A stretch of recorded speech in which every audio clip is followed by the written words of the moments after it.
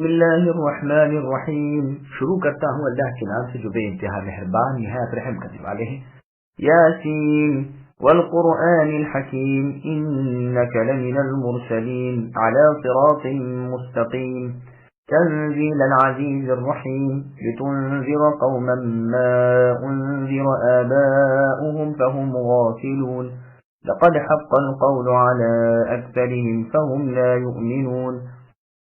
یاسین قسم ہے قرآن با حکمت کی کہ بے شک آپ اے نبی من جملہ پیغمبروں کے ہیں، سیدھے رستے پر ہیں. یہ قرآن اللہ تعالیٰ زبردست مہربان کی طرف سے نازل کیا گیا ہے کہ آپ اے نبی ایسے لوگوں کو ڈرائیں جن کے باپ دادا نہیں ڈرائے گئے تھے، تو اسی سے یہ بے خبر ہیں. ان میں سے اکثر لوگوں پر بات ثابت ہو چکی ہے تو یہ لوگ ایمان نہ لائیں گے. سورہ یاسین کی فضیلت میں کوئی ایک حدیث بھی ثابت نہیں ہے. ہاں البتہ امام دارمی نے اپنی سنن کے اندر حدیث نمبر 3422 کے تحت ابن عباس رضی اللہ عنہما سے بسند حسن لذاتی ہی آپ کا یہ قول نقل فرمایا ہے. ابن عباس رضی اللہ عنہما فرماتے ہیں کہ جو شخص صبح کے وقت سورہ یاسین پڑھے تو اسے شام تک آسانی عطا ہوگی، اور جو شخص رات کے وقت سورہ یاسین پڑھے تو اسے صبح تک آسانی عطا ہوگی، یعنی اس کے دن و رات آرام و راحت سے گزریں گے. اب سامعین ان آیتوں کی تفسیر سماعت کیجیے. حروف مقطعات جو صورتوں کے شروع میں ہوتے ہیں جیسے یہاں یاسین ہے، ان کا پورا بیان ہم سورہ بقرہ کی تفسیر کے شروع میں کر چکے ہیں، لہذا اب یہاں اسے دہرانے کی ضرورت نہیں. بعض لوگوں نے کہا ہے کہ یاسین سے مراد اے انسان ہے، بعض کہتے ہیں حبشی زبان میں اے انسان کے معنی میں یہ لفظ ہے، کوئی کہتا ہے یہ اللہ تعالیٰ کا نام ہے. پھر آگے اللہ فرماتے ہیں قسم ہے محکم اور مضبوط قرآن کی جس کے آس پاس بھی باطل پھٹک نہیں سکتا، کہ بالیقین ہے محمد صلی اللہ علیہ وسلم آپ اللہ تعالیٰ کے سچے رسول ہیں، سچے اچھے مضبوط اور عمدہ سیدھے اور صاف دین پر آپ ہیں. یہ صراط مستقیم رب رحمان و رحیم کی ہے. یہ دین اللہ ہی کا اتارا ہوا ہے جو عزت والے اور مؤمنوں پر خاص مہربانی کرنے والے ہیں. جیسے اللہ نے سورہ شورا کی آیت نمبر 52 میں فرمایا وَإِنَّكَ لَتَهْدِي إِلَى صِرَاطٍ مُسْتَقِيمٍ الآیہ، اور بالیقین اے نبی آپ راہ راست کی رہبری کرتے ہیں جو اس اللہ کی طرف سیدھی راہ ہے جو آسمان و زمین کے مالک ہیں اور جس کی طرف تمام امور کا انجام ہے، تاکہ آپ عربوں کو اے نبی ڈرائیں جن کے بزرگ بھی ہوشیار نہیں کیے گئے جو محض غافل ہیں. ان کا تنہا ذکر کرنا اس لیے نہیں کہ دوسرے اس تنبیہ سے الگ ہیں، جیسے کہ بعض افراد کے ذکر سے عام کی نفی نہیں ہوتی. رسول اللہ صلی اللہ علیہ وسلم کی بعثت عام تھی ساری دنیا کی طرف. اس کے دلائل بسط و تفصیل سے سورہ اعراف کی آیت نمبر 157 قل یا ایھا الناس انی رسول اللہ الیکم جمیعا کی تفسیر میں بیان ہو چکے ہیں. اکثر لوگوں پر اللہ تعالیٰ کے عذابوں کا قول ثابت ہو چکا ہے. انہیں تو ایمان نصیب نہیں ہونے کا، وہ اے نبی آپ کو جھٹلاتے ہی رہیں گے.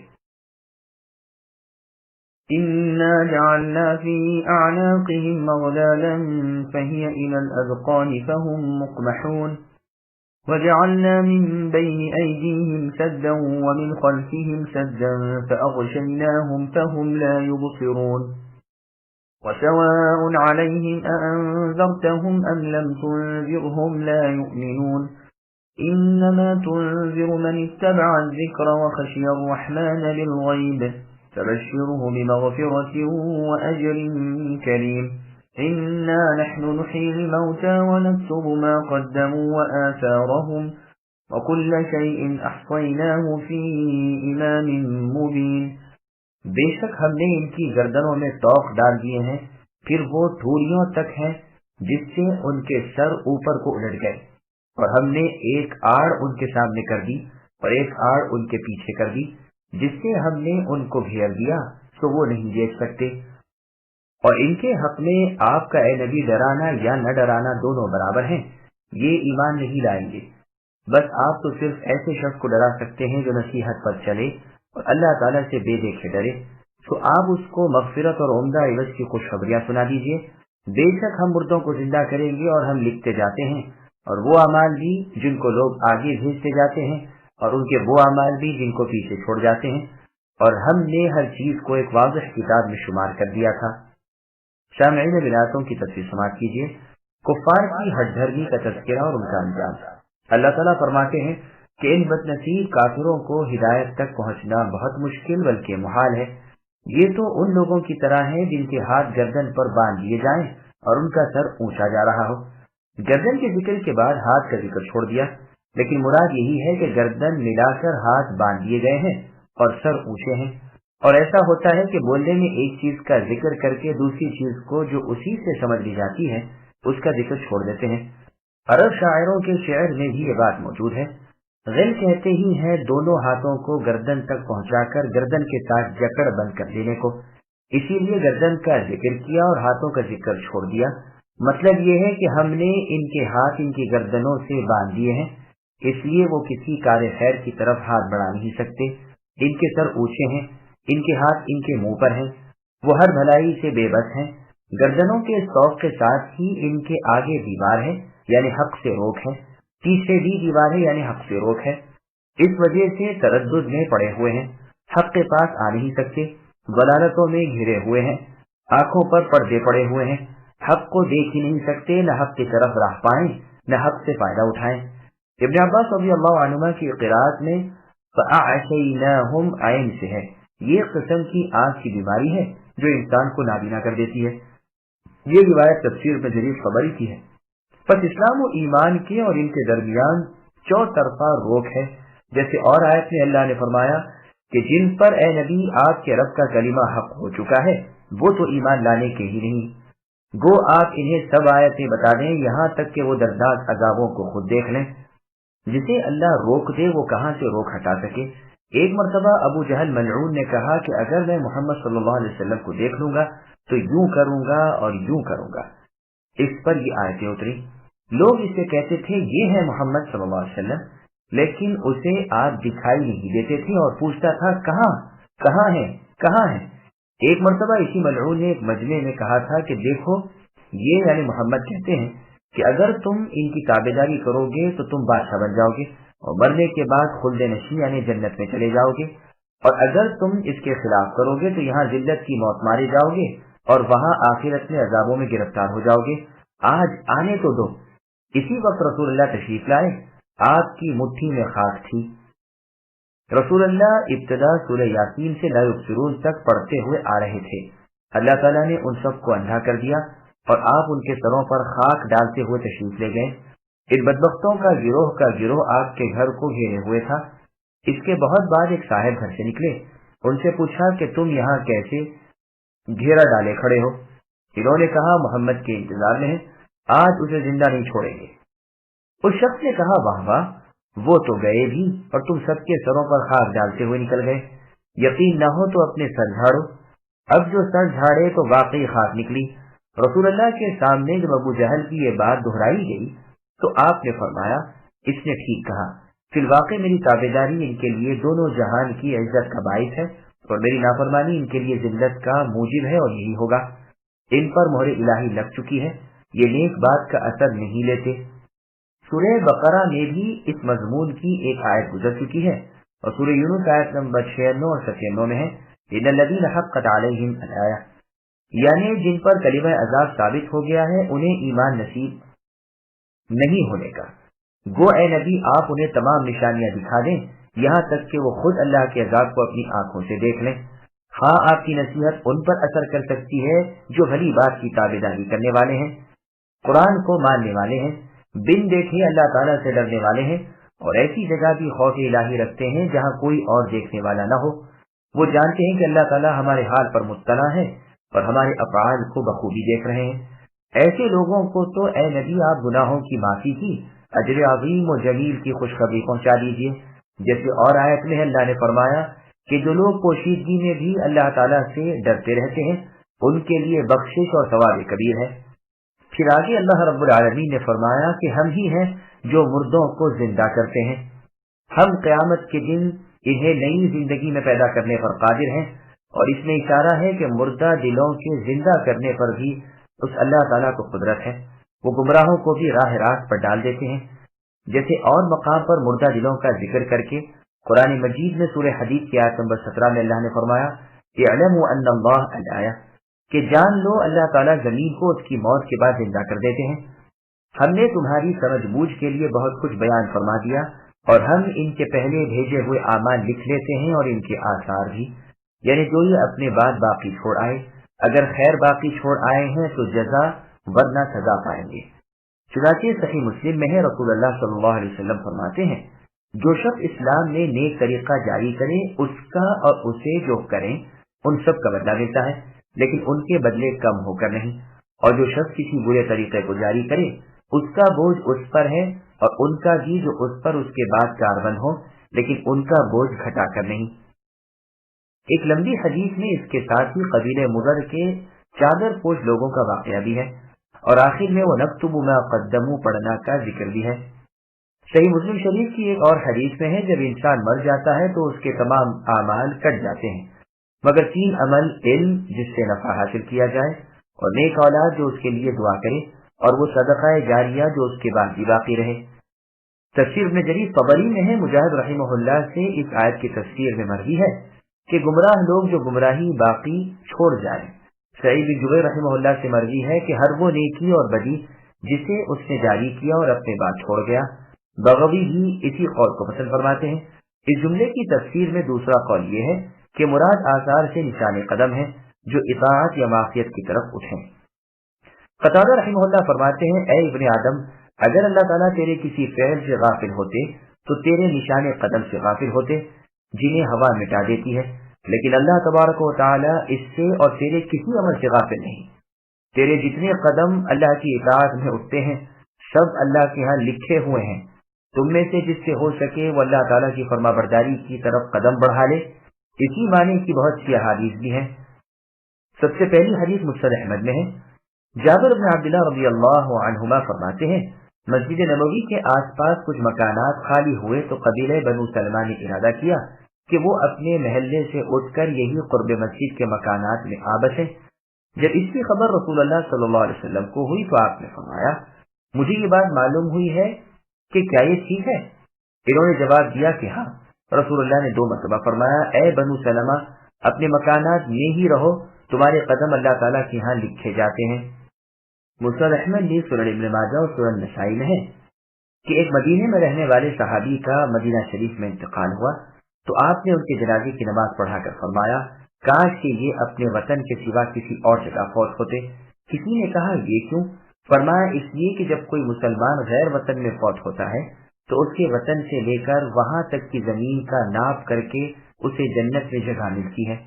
تفسیر ابن جریر میں ثابت رحمہ اللہ سے روایت ہے کہ میں انس رضی اللہ عنہ کے ساتھ نماز کے لیے مسجد کی طرف چلا، میں جلدی جلدی بڑے قدموں میں چلنے لگا تو آپ نے میرا ہاتھ تھام لیا اور اپنے ساتھ آہستہ آہستہ ہلکے ہلکے قدموں سے لے جانے لگے۔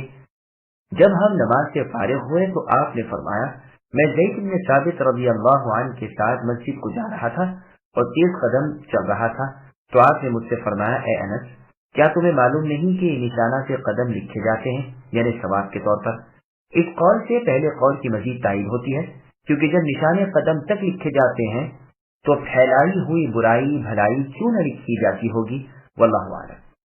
پھر آگے اللہ نے فرمایا، کل کائنات جمیع موجودات مضبوط کتاب لوح محفوظ میں درج ہے جو ام الکتاب ہے۔ یہی تفسیر بزرگوں سے سورہ بنی اسرائیل کی آیت نمبر 71 یوم ندعو کی تفسیر میں مرضی ہے کہ ان کا یہ نام اعمال جس میں خیر و شر درج ہے، جیسے سورہ کہف کی آیت نمبر 49 میں ہے، وَوُضِعَ الْكِتَابُ فَتَرَى الْمُجْرِمِينَ، اور سورہ زمر کی آیت نمبر 69 میں ہے، وَوُضِعَ الْكِتَابُ وَجِيءَ بِالنَّبِيِّينَ وَاضْرِبْ لَهُم مَّثَلًا أَصْحَابَ الْقَرْيَةِ إِذْ جَاءَهَا الْمُرْسَلُونَ إِذْ أَرْسَلْنَا إِلَيْهِمُ 2 فَكَذَّبُوهُمَا فَعَزَّزْنَا بِثَالِثٍ فَقَالُوا إِنَّا إِلَيْكُمْ مُرْسَلُونَ قَالُوا مَا أَنْتُمْ إِلَّا بَشَرٌ مِثْلُنَا وَمَا أَنزَلَ الرَّحْمَنُ مِنْ شَيْءٍ إِنْ أَنْتُمْ إِلَّا تَكْذِبُونَ قَالُوا رَبُّنَا يَعْلَمُ إِنَّا إِلَيْكُمْ لَمُرْسَلُونَ وَمَا عَلَيْنَا إِلَّا الْبَلَاغُ الْمُبِينُ۔ اور آپ اے نبی ان کے سامنے ایک قصہ یعنی ایک بستی والوں کا قصہ اس وقت کا بیان کیجیے جبکہ اس بستی میں کئی رسول آئے، یعنی جبکہ ہم نے ان کے پاس 2 کو بھیجا، سو ان لوگوں نے اول دونوں کو جھوٹا بتلایا، پھر تیسرے سے تائید کی۔ سو ان تینوں نے کہا کہ ہم تمہارے پاس بھیجے گئے ہیں۔ ان لوگوں نے کہا کہ تم تو ہماری طرح معمولی آدمی ہو، اور اللہ تعالی رحمان نے کوئی چیز نازل نہیں کی، تم ذرا جھوٹ بولتے ہو۔ ان رسولوں نے کہا ہمارے پروردگار علم والے ہیں کہ بے شک ہم تمہارے پاس بھیجے گئے ہیں، اور ہماری ذمے تو صرف واضح طور پر پہنچا دینا تھا۔ سامعین اب آیتوں کی تفسیر سماعت کیجیے۔ ایک بستی والوں کا واقعہ۔ اللہ تعالیٰ اپنے نبی محمد صلی اللہ علیہ وسلم کو حکم فرما رہے ہیں کہ آپ اپنی قوم کے سامنے ان اگلے لوگوں کا قصہ بیان فرمائیے جنہوں نے ان سے پہلے اپنے رسولوں کو ان کی طرح جھٹلایا تھا۔ یہ واقعہ شہر انطاکیہ کا ہے۔ وہاں کے بادشاہ کا نام ارتخیس تھا، اس کے باپ اور دادا کا بھی یہی نام تھا۔ یہ سب راجا پرجا پرست تھے۔ ان کے پاس اللہ تعالیٰ کے 3 پیغمبر آئے، صادق، صدوق اور شلوم۔ اللہ تعالیٰ کے درود و سلام ان پر نازل ہوں، لیکن ان بد نصیب لوگوں نے سب کو جھٹلا دیا۔ عنقریب یہ بیان بھی آ رہا ہے کہ بعض بزرگوں نے اسے نہیں مانا کہ یہ واقعہ انطاکیہ کا ہو۔ پہلے تو ان کے پاس 2 پیغمبر آئے، انہوں نے انہیں نہ مانا۔ ان 2 کی تائید میں پھر تیسرے نبی آئے۔ پہلے 2 رسولوں کا نام شمعون اور یوحنا تھا، اور تیسرے رسول کا نام بولس تھا۔ ان سب نے کہا کہ ہم اللہ تعالیٰ کے بھیجے ہوئے ہیں جس نے تمہیں پیدا کیا ہے۔ اللہ نے ہماری معرفت تمہیں حکم بھیجا ہے کہ تم اللہ کے سوا کسی اور کی عبادت نہ کرو۔ قتادہ بن دعامہ کا خیال ہے کہ یہ تینوں بزرگ مسیح علیہ السلام کے بھیجے ہوئے تھے۔ بستی کے ان لوگوں نے جواب دیا کہ تم تو ہم جیسے ہی انسان ہو، پھر کیا وجہ ہے کہ تمہاری طرف اللہ تعالیٰ کی وحی آئے اور ہماری طرف نہ آئے؟ ہاں اگر تم رسول ہوتے تو چاہیے تھا کہ تم فرشتے ہوتے۔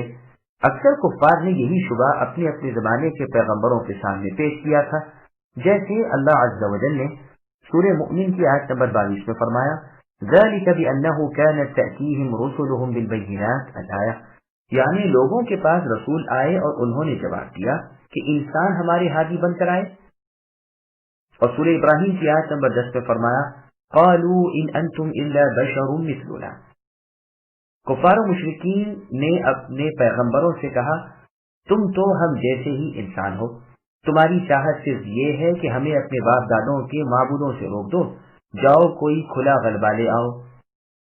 اور سورہ مؤمنون کی آیت نمبر 34 میں فرمایا وَلَئِنْ أَطَعْتُمْ بَشَرًا مِثْلَكُمْ إِنَّكُمْ إِذًا لَخَاسِرُونَ، یعنی کافروں نے آپس میں ایک دوسرے سے کہا کہ اگر تم نے اپنے جیسے انسانوں کی تابعداری کی تو تم یقیناً بڑے ہی نقصان میں پڑ گئے۔ اس سے بھی زیادہ وضاحت کے ساتھ سورہ بنی اسرائیل آیت نمبر 94 وَمَا مَنَعَ النَّاسَ أَن يُؤْمِنُوا میں اس کا بیان ہے۔ یہی ان لوگوں نے بھی ان تینوں نبیوں سے کہا کہ تم تو ہم جیسے انسان ہی ہو، اور حقیقت میں اللہ تعالیٰ نے تو کچھ بھی نازل نہیں فرمایا، تم یوں ہی غلط سلط کہہ رہے ہو۔ پیغمبروں نے جواب دیا کہ اللہ تعالیٰ خوب جانتے ہیں کہ ہم اللہ کے سچے رسول ہیں، اگر ہم جھوٹے ہوتے تو اللہ تعالیٰ پر جھوٹ باندھنے کی سزا ہمیں اللہ تعالیٰ دے دیتے، لیکن تم دیکھو گے کہ وہ ہماری مدد کریں گے اور ہمیں عزت عطا فرمائیں گے۔ اس وقت تمہیں خود روشن ہو جائے گا کہ کون شخص با اعتبار انجام کے اچھا رہا۔ جیسے اللہ تعالیٰ نے سورہ عنکبوت کی آیت نمبر 52 میں فرمایا قُلْ كَفَىٰ بِاللَّهِ بَيْنِي وَبَيْنَكُمْ شَهِيدًا، کہ اے نبی آپ کہہ دیجئے میرے اور تمہارے درمیان میں اے کافرو اللہ تعالیٰ کی شہادت یعنی گواہی کافی ہے، وہ تو آسمان و زمین کے غیب جانتے ہیں۔ باطل پر ایمان رکھنے والے اور اللہ تعالیٰ سے کفر کرنے والے ہی نقصان یافتہ ہیں۔ سنو ہمارے ذمے تو صرف تبلیغ ہے، مانو گے تمہارا بھلا ہے، نہ مانو گے خود پچھتاؤ گے، ہمارا کچھ نہیں بگاڑو گے، کل اپنے کیے کا خمیازہ بھگتو گے۔ قالوا إنا تطيرنا بكم لئن لم تنتهوا لنرجمنكم وليمسنكم منا عذاب أليم قالوا طائركم معكم أئن ذكرتم بل أنتم قوم مسرفون وجاء من أقصى المدينة رجل يسعى قال يا قوم اتبعوا المرسلين اتبعوا من لا يسألكم أجرا وهم مهتدون۔ وہ لوگ کہنے لگے کہ ہم تو تم کو محنوس سمجھتے ہیں، اگر تم باز نہ آئے تو ہم پتھروں سے تمہارا کام تمام کر دیں گے اور تم کو ہماری طرف سے سخت سزا پہنچے گی۔ ان رسولوں نے کہا کہ تمہاری نحوست تو تمہارے ساتھ ہی لگی ہوئی ہے، کیا اس کو نحوست سمجھتے ہو کہ تم کو نصیحت کی جائے، بلکہ تم حد سے نکل جانے والے لوگ ہو؟ اور ایک شخص اس شہر کے کسی دور دراز مقام سے دوڑتا ہوا آیا، کہنے لگا کہ اے میری قوم، ان رسولوں کی راہ پر چلو، ایسے لوگوں کی راہ پر چلو جو تم سے کوئی معاوضہ نہیں مانگتے اور وہ خود راہ راست پر بھی ہیں۔ سامعین ولایتوں کی تفسیر سماعت کیجیے۔ اہل کفر رسولوں کے متعلق بدشگونی لیتے رہے۔ ان کافروں نے رسولوں سے کہا کہ تمہارے آنے سے ہمیں کوئی برکت و خیریت تو ملی نہیں، بلکہ اور برائی اور بدی پہنچی۔ تم ہو ہی بدشگون لوگ، جہاں جاؤ گے بلائیں برسیں گی۔ سنو، اگر تم اپنے اس طریقے سے بات نہ آئے اور یہی کہتے رہے تو ہم تمہیں سنسار کر دیں گے اور سخت المناک سزائیں دیں گے۔ رسولوں نے جواب دیا کہ تم خود شریر ہو، تمہارے اعمال ہی برے ہیں اور اسی وجہ سے تم پر مصیبتیں آنے کی ہے، جیسا کرو گے ویسا بھرو گے۔ یہی بات فرعونیوں نے موسیٰ علیہ السلام اور ان کی قوم بنی اسرائیل کے مؤمنوں سے کہی تھی۔ جب انہیں کوئی راحت ملتی تو کہتے ہم تو اس کے مستحق ہی تھے، اور اگر کوئی رنج پہنچتا تو موسیٰ علیہ السلام اور مؤمنوں کی بدشگونی پر اسے محمول کرتے، جس کے جواب میں اللہ تعالیٰ نے فرمایا، سورہ اعراف آیت نمبر 131، الا انما طائرهم عند اللہ، یعنی ان کی مصیبتوں کی وجہ ان کے اعمال بد ہیں جن کا وبال ہماری جانب سے انہیں پہنچ رہا ہے۔ قوم صالح نے بھی اپنے نبی صالح علیہ السلام سے یہی کہا تھا اور یہی جواب پایا تھا۔ خود نبی صلی اللہ علیہ وسلم، نبی آخر الزماں سے بھی یہی کہا گیا، جیسے کہ اللہ عز و جل نے سورہ نساء کی آیت نمبر 78 میں فرمایا، وَإِن تُصِبْهُمْ سَيِّئَةٌ يَقُولُوا هَٰذِهِ مِنْ عِندِكَ، یعنی ان کفار و مشرکین وغیرہ کو جب کوئی مصیبت پہنچتی ہے تو یہ جھٹ سے کہہ دیتے ہیں اے محمد یہ آپ کی طرف سے ہے، یعنی اگر ان کافروں کو کوئی نقصان ہوتا ہے تو کہتے ہیں یہ تمہاری طرف سے ہے۔ اے نبی آپ کہہ دیجیے یہ سب کچھ اللہ تعالیٰ کی جانب سے ہے۔ انہیں کیا ہو گیا ہے کہ ان سے یہ بات بھی نہیں سمجھی جاتی۔ پھر آگے اللہ فرماتے ہیں کہ صرف اس وجہ سے کہ ہم نے تمہیں نصیحت کی، تمہاری خیر خواہی کی، تمہیں بھلی راہ سمجھائی، تمہاری اللہ تعالیٰ کی توحید کی طرف رہنمائی کی، تمہیں اخلاص و عبادت کے طریقے سکھائے، تم ہمیں منحوس سمجھنے لگے اور ہمیں اس طرح ڈرانے دھمکانے لگے اور خوف زدہ کرنے لگے اور مقابلے پر اتر آئے۔ حقیقت یہ ہے کہ تم مسرف یعنی حد سے آگے بڑھ جانے والے لوگ ہو، حدود الہی سے تجاوز کر جاتے ہو۔ ہمیں دیکھو کہ ہم تمہاری بھلائی چاہیں، تمہیں دیکھو کہ تم ہم سے برائی سمجھو۔ بتلاؤ تو بھلا یہ کوئی انصاف کی بات ہے؟ افسوس تم انصاف کے دائرے سے نکل گئے۔ حبیب کا ذکر، مرضی ہے کہ اس بستی کے لوگ یہاں تک سرکش ہو گئے کہ انہوں نے پوشیدہ طور پر نبیوں کے قتل کا ارادہ کر لیا۔ ایک مسلمان شخص اس بستی کے آخری حصے میں رہتا تھا جس کا نام حبیب تھا اور رسی کا کام کرتا تھا بھی بیمار، جوزان کی بیماری تھی، بہت سخی آدمی تھا، جو کماتا تھا اس کا آدھا حصہ اللہ کی راہ میں خیرات کر دیا کرتا تھا، دل کا نرم اور فطرت کا اچھا تھا، لوگوں سے الگ تھلگ ایک غار میں بیٹھ کر عبادت الہی کیا کرتا تھا۔ اس نے جب اپنی قوم کے اس بد ارادے کو کسی طرح معلوم کر لیا تو اس سے صبر نہ ہو سکا، دوڑتا بھاگتا آیا۔ بعض کہتے ہیں یہ بڑے تھے، ایک قول ہے کہ یہ دھوبی تھے۔ عمر بن الحکم فرماتے ہیں کہ یہ جوتی گانٹنے والے تھے، اللہ تعالیٰ ان پر رحم کرے۔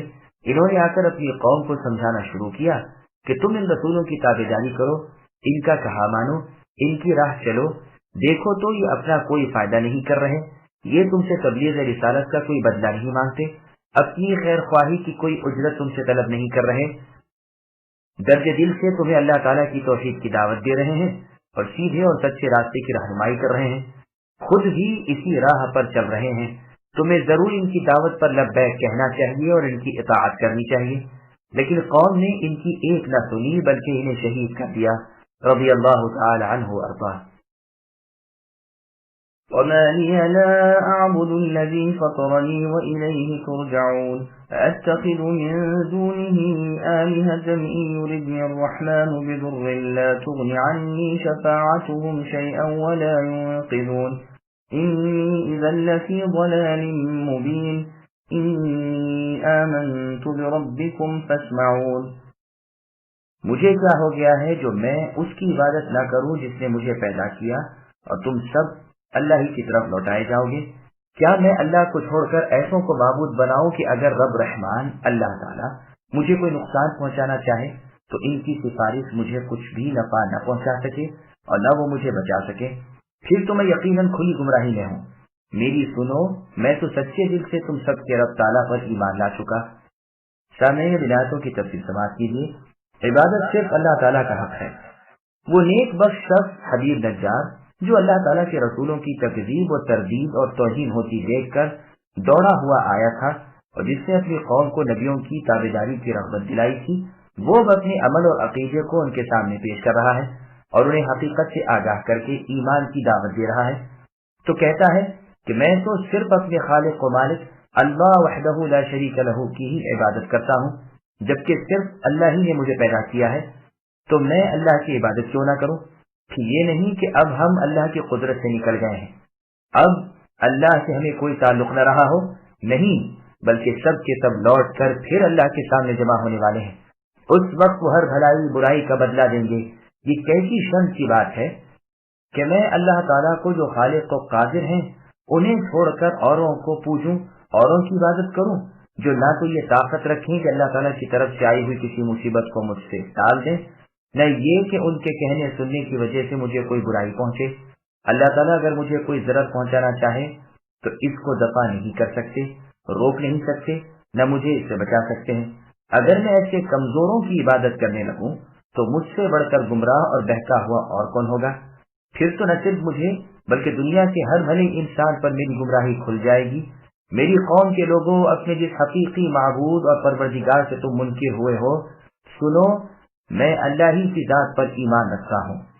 اور یہ معنی بھی اس آیت کے ہو سکتے ہیں کہ اس اللہ والے مرد صالح نے اپنی قوم سے روگردانی کر کے اللہ تعالیٰ کے رسولوں سے یہ کہا ہو کہ اللہ تعالیٰ کے پیغمبروں، تم میرے ایمان کے گواہ ہیں نا، میں ذات باری تعالیٰ پر ایمان لایا جس نے تمہیں برحق رسول بنا کر بھیجا۔ پس گویا یہ اپنے ایمان پر اللہ تعالیٰ کے رسولوں کو گواہ بنا رہا ہے۔ یہ قول بنسبت اگلے قول کے بھی زیادہ واضح ہے، واللہ اعلم۔ تفسیر میں جری خبری میں ہے، ابن عباس رضی اللہ عنہما وغیرہ فرماتے ہیں کہ یہ بزرگ شخص اتنا ہی کہنے پائے تھے جو تمام کفار ٹوٹ پڑے اور زد و کوب کرنے لگے۔ کون تھا جو انہیں بچاتا؟ کہ پتھر مارتے مارتے انہیں اسی وقت فلفور شہید کر دیا، رضی اللہ تعالی عنہ وارضاہ۔ یہ اللہ تعالیٰ کے بندے اور یہ سچے اللہ تعالیٰ کے ولی پتھر کھا رہے تھے، لیکن زبان سے یہی کہے جا رہے تھے کہ اے اللہ، میری قوم کو ہدایت کر دیجیے، یہ جانتے نہیں۔ قیل ادخل الجنہ قال یا لیت قومی یعلمون بما غفر لی ربی وجعلنی من المکرمین وما انزلنا على قومه من بعده من جند من السماء وما كنا منزلين إن كانت إلا صيحة واحدة فإذا هم خامدون۔ اس سے کہا گیا کہ جنت میں چلا جا۔ کہنے لگا کاش کہ میری قوم کو بھی علم ہو جاتا کہ مجھے میرے رب تعالیٰ نے بخش دیا اور مجھے عزت والے لوگوں میں سے کر دیا۔ اس کے بعد ہم نے اس کی قوم پر آسمان سے کوئی لشکر نہ اتارا اور نہ اس طرح ہم اتارا کرتے ہیں۔ وہ تو صرف ایک زور کی چیخ تھی کہ یکایک وہ سب کے سب بجھ بجا گئے۔ سامعین، ولایتوں کی تفسیر سماعت کیجیے۔ مومن کے لیے جنت کی خوشخبری۔ ابن مسعود رضی اللہ عنہ فرماتے ہیں کہ ان کفار نے اس مومن آدمی کو بری طرح مارا پیٹا، اس کو گرا کر اس کے پیٹ پر چڑھ بیٹھے اور پیروں سے اسے روندنے لگے، یہاں تک کہ اس کی آنتیں اس کے پیچھے کے راستے سے باہر نکل آئیں۔ اسی وقت اللہ تعالیٰ کی طرف سے اس کو جنت کی خوشخبری سنائی گئی۔ اسے اللہ نے دنیا کے رنج و غم سے آزاد کر دیا اور امن و چین کے ساتھ جنت میں پہنچا دیا۔ ان کی شہادت سے اللہ تعالیٰ خوش ہوئے، جنت ان کے لیے کھول دی گئی اور داخلے کی اجازت مل گئی۔ اپنے ثواب و اجر کو، عزت و اکرام کو دیکھ کر پھر اس کی زبان سے نکل گیا، کاش کہ میری قوم یہ جان لیتی کہ مجھے میرے رب تعالیٰ نے بخش دیا اور میرا بڑا ہی اکرام کیا۔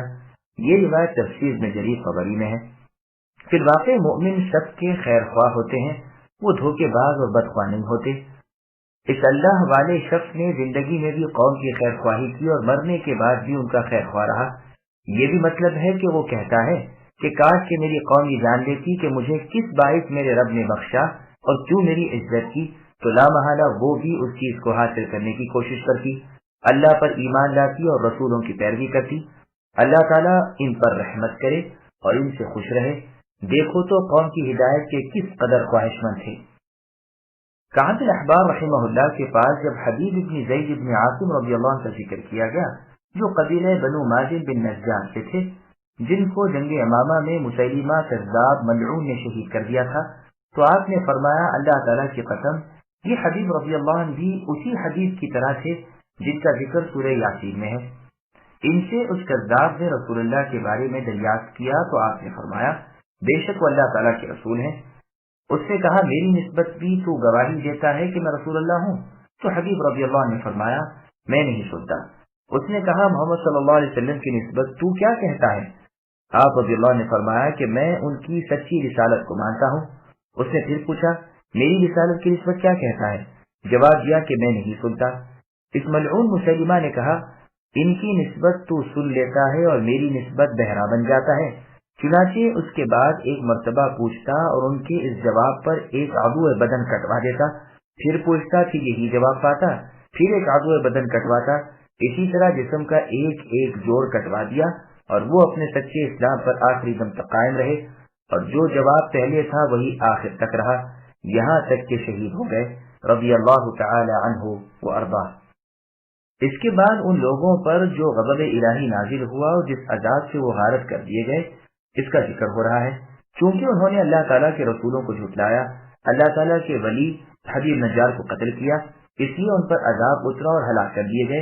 لیکن انہیں برباد کرنے کے لیے اللہ تعالیٰ نے نہ تو کوئی لشکر آسمان سے بھیجا، نہ کوئی خاص اہتمام کرنا پڑا، نہ کسی بڑے سے بڑے کام کے لیے اسے اس کی ضرورت۔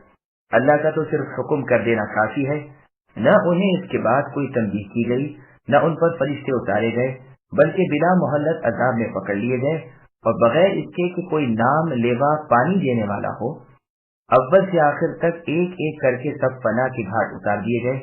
جبریل علیہ السلام آئے اور ان کے شہر انطاکیہ کے دروازے کی چوکٹ تھام کر اس زور سے آواز لگائی کہ کلیجے پاش پاش ہو گئے اور دل دہل گئے اور روحیں پرواز کر گئیں۔ قتادہ رحمہ اللہ سے مروی ہے کہ لوگوں کے پاس جو تینوں رسول آئے تھے یہ عیسیٰ علیہ السلام کے بھیجے ہوئے قاصد تھے، لیکن اس میں قدر کلام ہے۔ اولاً تو یہ کہ قصے کے ظاہر سے معلوم ہوتا ہے کہ وہ مستقل رسول تھے۔ فرمان ہے اذ ارسلنا، جبکہ ہم نے ان کی طرف 2 رسول بھیجے، جب انہوں نے ان دونوں کو جھٹلایا تو ہم نے ان کی مدد کے لیے 3 رسول بھیجا۔ پھر اللہ تعالیٰ کی یہ رسول اہل انطاکیہ سے کہتے ہیں انا الیکم مرسلون، یعنی ہم تمہاری طرف رسول ہیں۔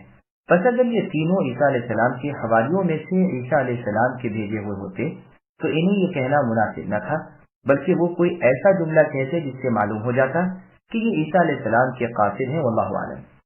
پھر یہ بھی ایک قرینہ ہے کہ کفار انطاکیہ ان کے جواب میں کہتے ہیں ان انتم الا بشر مثلنا، کہ تم لوگ تو ہم ہی جیسے انسان ہو۔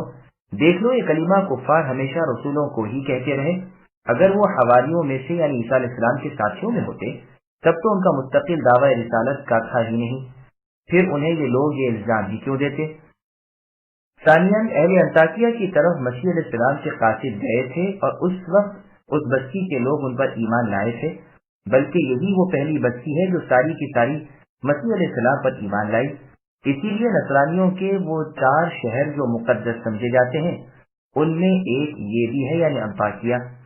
بیت المقدس کی بزرگی کے وہ قائل اس لیے ہے کہ وہ مسیح علیہ السلام کا شہر ہے، اور انطاکیہ کو حرمت والا شہر اس لیے کہتے ہیں کہ سب سے پہلے یہی کے لوگ مسیح علیہ السلام پر ایمان لائے، اور اسکندریہ کی عظمت کی وجہ یہ ہے کہ یہاں انہوں نے اپنے مذہبی عہدیداروں کے تقرر پر اجماع کیا، اور رومیہ کی حرمت کے قائل اس وجہ سے ہیں کہ شاہ قسطنطین کا شہر یہی ہے، اور اسی بادشاہ نے ان کے دین کی امداد کی تھی اور یہی ان کے تبرکات تھے۔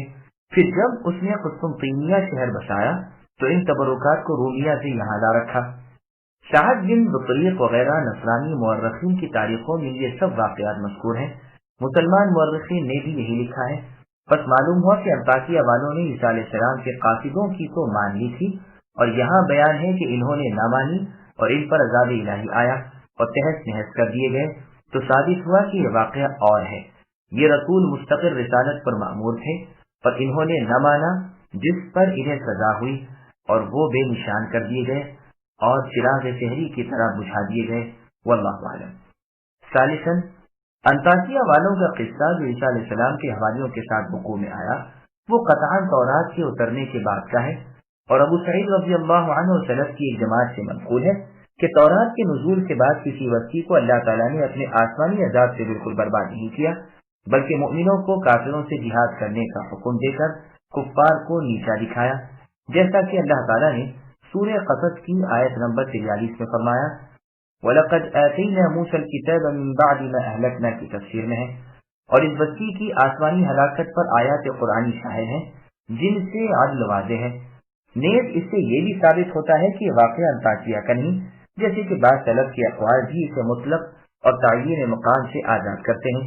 ان کا قول ہے کہ اس سے مراد یہ مشہور شہر انطاکیہ نہیں، ہاں یہ بھی ہو سکتا ہے کہ انطاکیہ نامی کوئی شہر اور بھی ہو اور یہ واقعہ وہاں کا ہو، اس لیے کہ جو انطاکیہ مشہور ہے اس کا عذاب اللہ تعالیٰ سے نیست و نابود ہونا مشہور نہیں ہوا، نہ تو نصرانیت کے زمانے میں اور نہ اس سے پہلے، واللہ سبحانہ وتعالی اعلم۔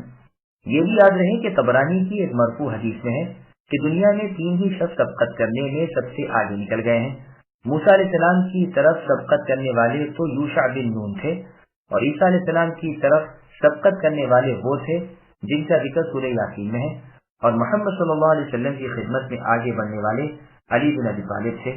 لیکن یہ حدیث بالکل منکر ہے، صرف حسین عسکری سے روایت کرتا ہے اور وہ شیعہ ہے اور متروک راوی ہے، واللہ سبحانہ وتعالی اعلم۔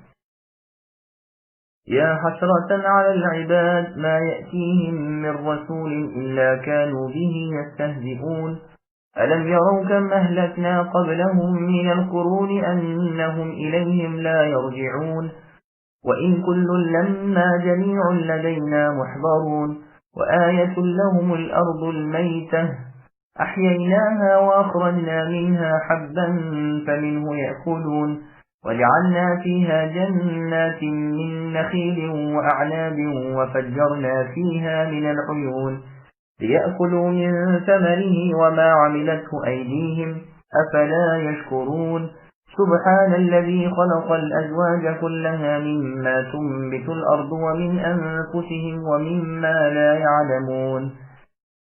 بندوں پر افسوس، کبھی بھی کوئی رسول ان کے پاس نہیں آیا جس کی ہنسی انہوں نے نہ اڑائی ہو۔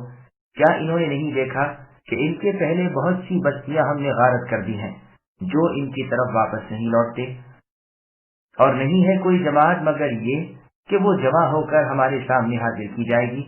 ان کے لیے ایک نشانی خشک مردہ زمین ہے جس کو ہم زندہ کر دیتے ہیں، جس سے اناج نکالتے ہیں جس میں سے وہ کھاتے ہیں، اور ہم اس میں کھجوروں کے اور انگوروں کے باغات پیدا کر دیتے ہیں جن میں ہم چشمے بھی جاری کر دیتے ہیں تاکہ لوگ اس کے پھل کھائیں۔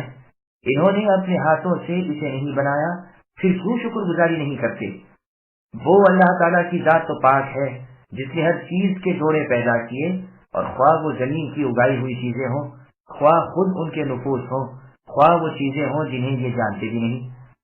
سامعین دل آیتوں کی تفسیر سماعت کیجیے۔ انبیاء کرام علیہم السلام کی بات نہ ماننے والوں پر حسرت و افسوس۔ اللہ تعالیٰ فرماتے ہیں بندوں پر حسرت و افسوس ہے۔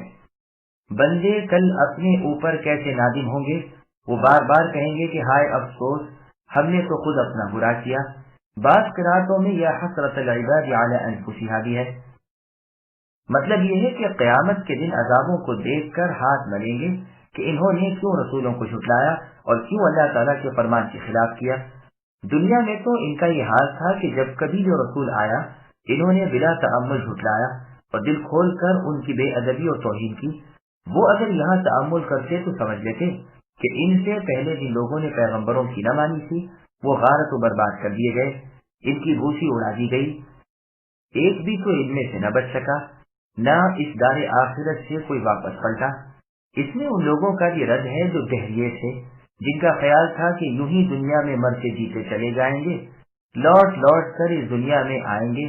تمام گزرے ہوئے موجود اور آنے والے لوگ قیامت کے دن اللہ تعالیٰ کے سامنے حساب و کتاب کے لیے حاضر کیے جائیں گے، اور وہاں ہر بھلائی اور برائی کا بدلہ پائیں گے۔ جیسے اللہ تعالیٰ نے سورہ ہود کی آیت نمبر 111 میں فرمایا، وَإِنَّ كُلًّا لَمَّا لَيُوَفِّيَنَّهُمْ رَبُّكَ أَعْمَالَهُمْ، یعنی ہر شخص کو اس کے اعمال کا پورا پورا بدلہ آپ کے رب اے نبی عطا فرمائیں گے۔ ایک قرات میں لمحہ ہے تو ان اس بات کے لیے ہوگا، اور لمحہ پڑھنے کے وقت ان نافیہ ہوگا، اور لما معنی میں الا کے ہوگا، تو مطلب آیت کا یہ ہوگا کہ نہیں ہے سب مگر یہ کہ سب کے سب ہمارے سامنے حاضر شدہ ہیں۔ دوسری قرات پر بھی مطلب یہی رہے گا، واللہ سبحانہ وتعالی علم۔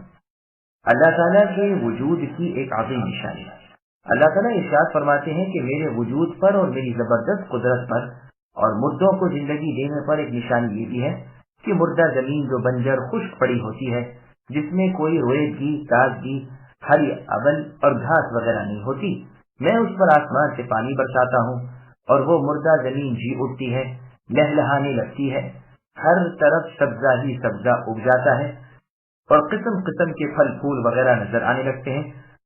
تو اللہ تعالیٰ فرماتے ہیں کہ ہم اس مردہ زمین کو زندہ کر دیتے ہیں اور اس میں قسم قسم کے اناج پیدا کر دیتے ہیں، بعض کو تو تم اے انسانوں کھاتے ہو اور بعض تمہارے جانور کھاتے ہیں۔ ہم اس میں کھجوروں کے، انگوروں کے باغات وغیرہ تیار کر دیتے ہیں، نہریں جاری کر دیتے ہیں جو باغوں اور کھیتوں کو سیراب، سرسبز و شاداب کرتی رہتی ہیں۔ یہ سب اس لیے کہ ان درختوں کے میوے دنیا کھائے، کھیتوں اور باغات سے نفع حاصل کرے اور حاجتیں پوری کرے۔ یہ سب اللہ تعالیٰ کی رحمت اور اللہ کی قدرت سے پیدا ہو رہے ہیں، کسی کے بس اور اختیار میں یہ نہیں، تمہارے ہاتھوں کی پیدا کردہ چیزیں نہیں، نہ تم میں ان کو اگانے کی طاقت، نہ تم میں ان کو بچانے کی قدرت، نہ ان کو پکانے اور تیار کرنے کا تمہیں اختیار، صرف اللہ تعالیٰ کے یہ کام ہے اور اللہ ہی کی یہ مہربانی ہے اور اللہ کے احسان کے ساتھ ہی ساتھ یہ اللہ کی قدرت کے نمونے ہیں۔ پھر لوگوں کو کیا ہو گیا ہے جو شکر گزاری نہیں کرتے اور اللہ تعالیٰ کی بے انتہا ان گنت نعمتیں اپنے پاس ہوتے ہوئے اللہ کا احسان نہیں مانتے۔ ایک مطلب یہ بھی بیان کیا گیا ہے کہ باغات کے پھل جو کھاتے ہیں اور اپنے ہاتھوں کا بویا ہوا یہ پاتے ہیں، چنانچہ ابن مسعود رضی اللہ عنہ کی قرات میں وَمِمَّا عَمِلَتْهُ أَيْدِيهِمْ ہے، پاک و برتر اور تمام نقصانات سے بری وہ اللہ تعالیٰ ہے جس نے زمین کی پیداوار کو اور خود تم کو جوڑا جوڑا پیدا کیا ہے اور مختلف قسم کی مخلوق کے جوڑے بنائے ہیں جنہیں تم جانتے بھی نہیں ہو، جیسے اللہ تعالیٰ نے سورہ ذاریات کی آیت نمبر 149 میں فرمایا وَمِن كُلِّ شَيْءٍ خَلَقْنَا زَوْجَيْنِ لَعَلَّكُمْ تَذَكَّرُونَ، اور ہم نے ہر چیز کے جوڑے پیدا کیے ہیں تاکہ تم نصیحت حاصل کرو۔ وَآيَةٌ لَهُمُ اللَّيْلُ نَسْلَخُ مِنْهُ النَّهَارَ فَإِذَا هُمْ مُظْلِمُونَ وَالشَّمْسُ تَجْرِي لِمُسْتَقَرٍّ لَهَا ذَلِكَ تَقْدِيرُ الْعَزِيزِ الْعَلِيمِ وَالْقَمَرَ قَدَّرْنَاهُ مَنَازِلَ حَتَّى عَادَ كَالْعُرْجُونِ الْقَدِيمِ لَا الشَّمْسُ يَنبَغِي لَهَا أَن تُدْرِكَ الْقَمَرَ وَلَا اللَّيْلُ سَابِقُ النَّهَارِ وَكُلٌّ فِي فَلَكٍ يَسْبَحُونَ، اور ان کے لیے اللہ تعالیٰ کی قدرت کی ایک نشانی رات بھی ہے جس سے ہم دن کو الگ کر دیتے ہیں تو وہ ایک اندھیرے میں رہ جاتے ہیں، اور سورج کے لیے جو مقررہ راہ ہے وہ اسی پر چلتا رہتا ہے۔ یہ ہے اندازہ غالب بعلم اللہ تعالیٰ کا، اور چاند کی ہم نے منزلیں مقرر کر رکھی ہیں یہاں تک کہ وہ ہر پھر کر پرانی ٹہنی کی طرح ہو جاتا ہے۔ نہ آفتاب کی یہ مجال ہے کہ چاند کو جا پکڑے اور نہ رات دن پر آگے بڑھ جانے والی ہے، اور سب کے سب آسمان میں تیرتے پھرتے ہیں۔ سامعین بلاتوں کی تفسیر سماعت کیجیے۔ اللہ تعالیٰ کی ایک اور نشانی کا ذکر، اللہ تعالیٰ کی قدرت کاملہ کی ایک نشانی بیان ہو رہی ہے، اور وہ دن رات ہیں جو اجالے اور اندھیرے والے ہیں اور برابر ایک دوسرے کے پیچھے آ جا رہے ہیں، جیسا کہ اللہ تعالیٰ نے سورہ اعراف کی آیت نمبر 54 میں فرمایا یغشی اللیل النہار یطلبہ حثیثا الآیہ، رات کو دن سے اللہ تعالیٰ چھپاتے ہیں، رات دن کو جلدی جلدی ڈھونڈتی آتی ہے۔ یہاں بھی فرمایا رات میں سے ہم دن کو کھینچ لیتے ہیں۔ دن تو ختم ہوا اور رات آ گئی اور چاروں طرف سے اندھیرا چھا گیا۔ چنانچہ صحیح بخاری، صحیح مسلم، سنن ابی داؤد وغیرہ میں رسول اللہ صلی اللہ علیہ وسلم فرماتے ہیں کہ جب ادھر سے رات آ جائے اور دن ادھر سے چلا جائے اور سورج غروب ہو جائے تو روزہ دار افطار کر لے۔ ظاہر آیت تو یہی ہے، لیکن قتادہ رحمہ اللہ فرماتے ہیں کہ اس کا مطلب مثل سورہ فاطر کی آیت نمبر 13 کے ہیں، یعنی اللہ تعالیٰ رات کو دن میں اور دن کو رات میں داخل کر دیتے ہیں۔ امام ابن جریر رحمہ اللہ اس قول کو ضعیف بتلاتے ہیں اور فرماتے ہیں اس آیت میں جو لفظ علاج ہے اس کے معنی ایک کی کمی کر کے دوسری میں زیادتی کرنے کے ہیں، اور یہ مراد اس آیت میں نہیں۔ امام صاحب رحمہ اللہ کا یہ قول حق ہے۔ مستقر سے مراد یا تو مستقر مکانی یعنی جائے قرار ہے اور وہ عرش تلے کی سمت ہے. بس ایک سورج ہی نہیں بلکہ کل مخلوق عرش کے نیچے ہی ہے، اس لیے کہ عرش ساری مخلوق کے اوپر ہے اور سب کو احاطہ کیے ہوئے ہے. اور وہ قرہ نہیں ہے جیسے کہ ہیئت داں کہتے ہیں، بلکہ وہ مثل قبے کے ہے جس کے پائے ہیں اور جسے فرشتے اٹھائے ہوئے ہیں، انسانوں کے سروں کے اوپر والے عالم میں ہے. بس جب کہ سورج فلکی قبے میں ٹھیک ظہر کے وقت ہوتا ہے، اس وقت وہ عرش سے بہت قریب ہوتا ہے. پھر جب وہ گھوم کر چوتھے فلک میں اسی مقام کے بالمقابل آ جاتا ہے، یہ آدھی رات کا وقت ہوتا ہے جبکہ وہ عرش سے بہت دور ہو جاتا ہے. پس وہ سجدہ کرتا ہے اور طلوع کی اجازت چاہتا ہے جیسے کہ احادیث میں آیا ہے. صحیح بخاری میں ہے، ابو ذر رضی اللہ عنہ کہتے ہیں کہ میں سورج کے غروب ہونے کے وقت رسول اللہ صلی اللہ علیہ وسلم کے پاس مسجد میں تھا. رسول اللہ نے مجھ سے فرمایا، جانتے ہو یہ سورج کہاں غروب ہوتا ہے؟ میں نے کہا اللہ تعالیٰ اور اللہ کے رسول خوب جانتے ہیں. رسول اللہ نے فرمایا، وہ عرش تلے جا کر اللہ تعالیٰ کو سجدہ کرتا ہے. پھر آپ نے والشمس تلاوت کی، یعنی یہی سورہ یاسین کی آیت. بخاری کی ایک اور حدیث میں ہے کہ رسول اللہ سے ابو ذر رضی اللہ عنہ نے اس آیت کا مطلب پوچھا تو رسول اللہ نے فرمایا، سورج کی قرارگاہ عرش کے نیچے ہے. مسند احمد میں اس سے پہلے کی حدیث میں یہ بھی ہے کہ وہ اللہ تعالیٰ سے واپس ہونے کی اجازت طلب کرتا ہے اور اسے اجازت دی جاتی ہے. گویا اس سے کہا جاتا ہے کہ جہاں سے آیا تھا وہیں لوٹ جا، تو وہ اپنے طلوع ہونے کی جگہ سے نکلتا ہے اور یہی اس کا مستقر ہے. پھر رسول اللہ نے اسی سورہ یاسین کی آیت کی ابتدائی فقرے کو پڑھا. صحیح بخاری کی روایت میں یہ بھی ہے کہ قریب ہے کہ وہ سجدہ کرے لیکن قبول نہ کیا جائے اور اجازت مانگے لیکن اجازت نہ دی جائے، بلکہ کہا جائے گا کہ جہاں سے آیا ہے وہیں لوٹ جا، پس وہ مغرب سے ہی طلوع کرے گا. یہی اس آیت کریمہ کے معنی ہیں. عبداللہ بن عمرو بن العاص رضی اللہ عنہما فرماتے ہیں کہ سورج طلوع ہوتا ہے، اسے انسانوں کے گناہ لوٹا دیتے ہیں. وہ غروب ہو کر سجدے میں گر پڑتا ہے اور اجازت طلب کرتا ہے، اجازت مل جاتی ہے. ایک دن یہ غروب ہو کر بعاجزی سجدہ کرے گا اور اجازت مانگے گا لیکن اجازت نہ دی جائے گی. وہ کہے گا کہ راہ دور ہے اور اجازت ملی نہیں، اس لیے پہنچ نہیں سکوں گا. پھر کچھ دیر روک رکھنے کے بعد اس سے کہا جائے گا کہ جہاں سے غروب ہوا تھا وہیں سے طلوع ہو جا. یہی قیامت کا دن ہوگا جس دن ایمان لانا محض بے سود ہوگا اور نیکیاں کرنی بھی ان کے لیے جو اس سے پہلے ایماندار اور نیکوکار نہ تھے بیکار ہوں گی. اور یہ بھی کہا گیا ہے کہ مستقر سے مراد اس کے چلنے کی انتہا ہے، پوری بلندی جو گرمیوں میں ہوتی ہے اور پوری پستی جو جاڑوں میں ہوتی ہے. بس یہ ایک قول ہوا. دوسرا قول یہ ہے کہ آیت کے اس لفظ مستقر سے مراد اس کی چال کا خاتمہ ہے. قیامت کے دن اس کی حرکت باطل ہو جائے گی، یہ بے نور ہو جائے گا اور یہ عالم کل کا کل ختم ہو جائے گا. یہ مستقر زمانی ہے. قتادہ رحمہ اللہ فرماتے ہیں کہ وہ اپنے مستقر پر چلتا ہے، یعنی اپنے وقت اور میعاد پر جس سے تجاوز نہیں کر سکتا.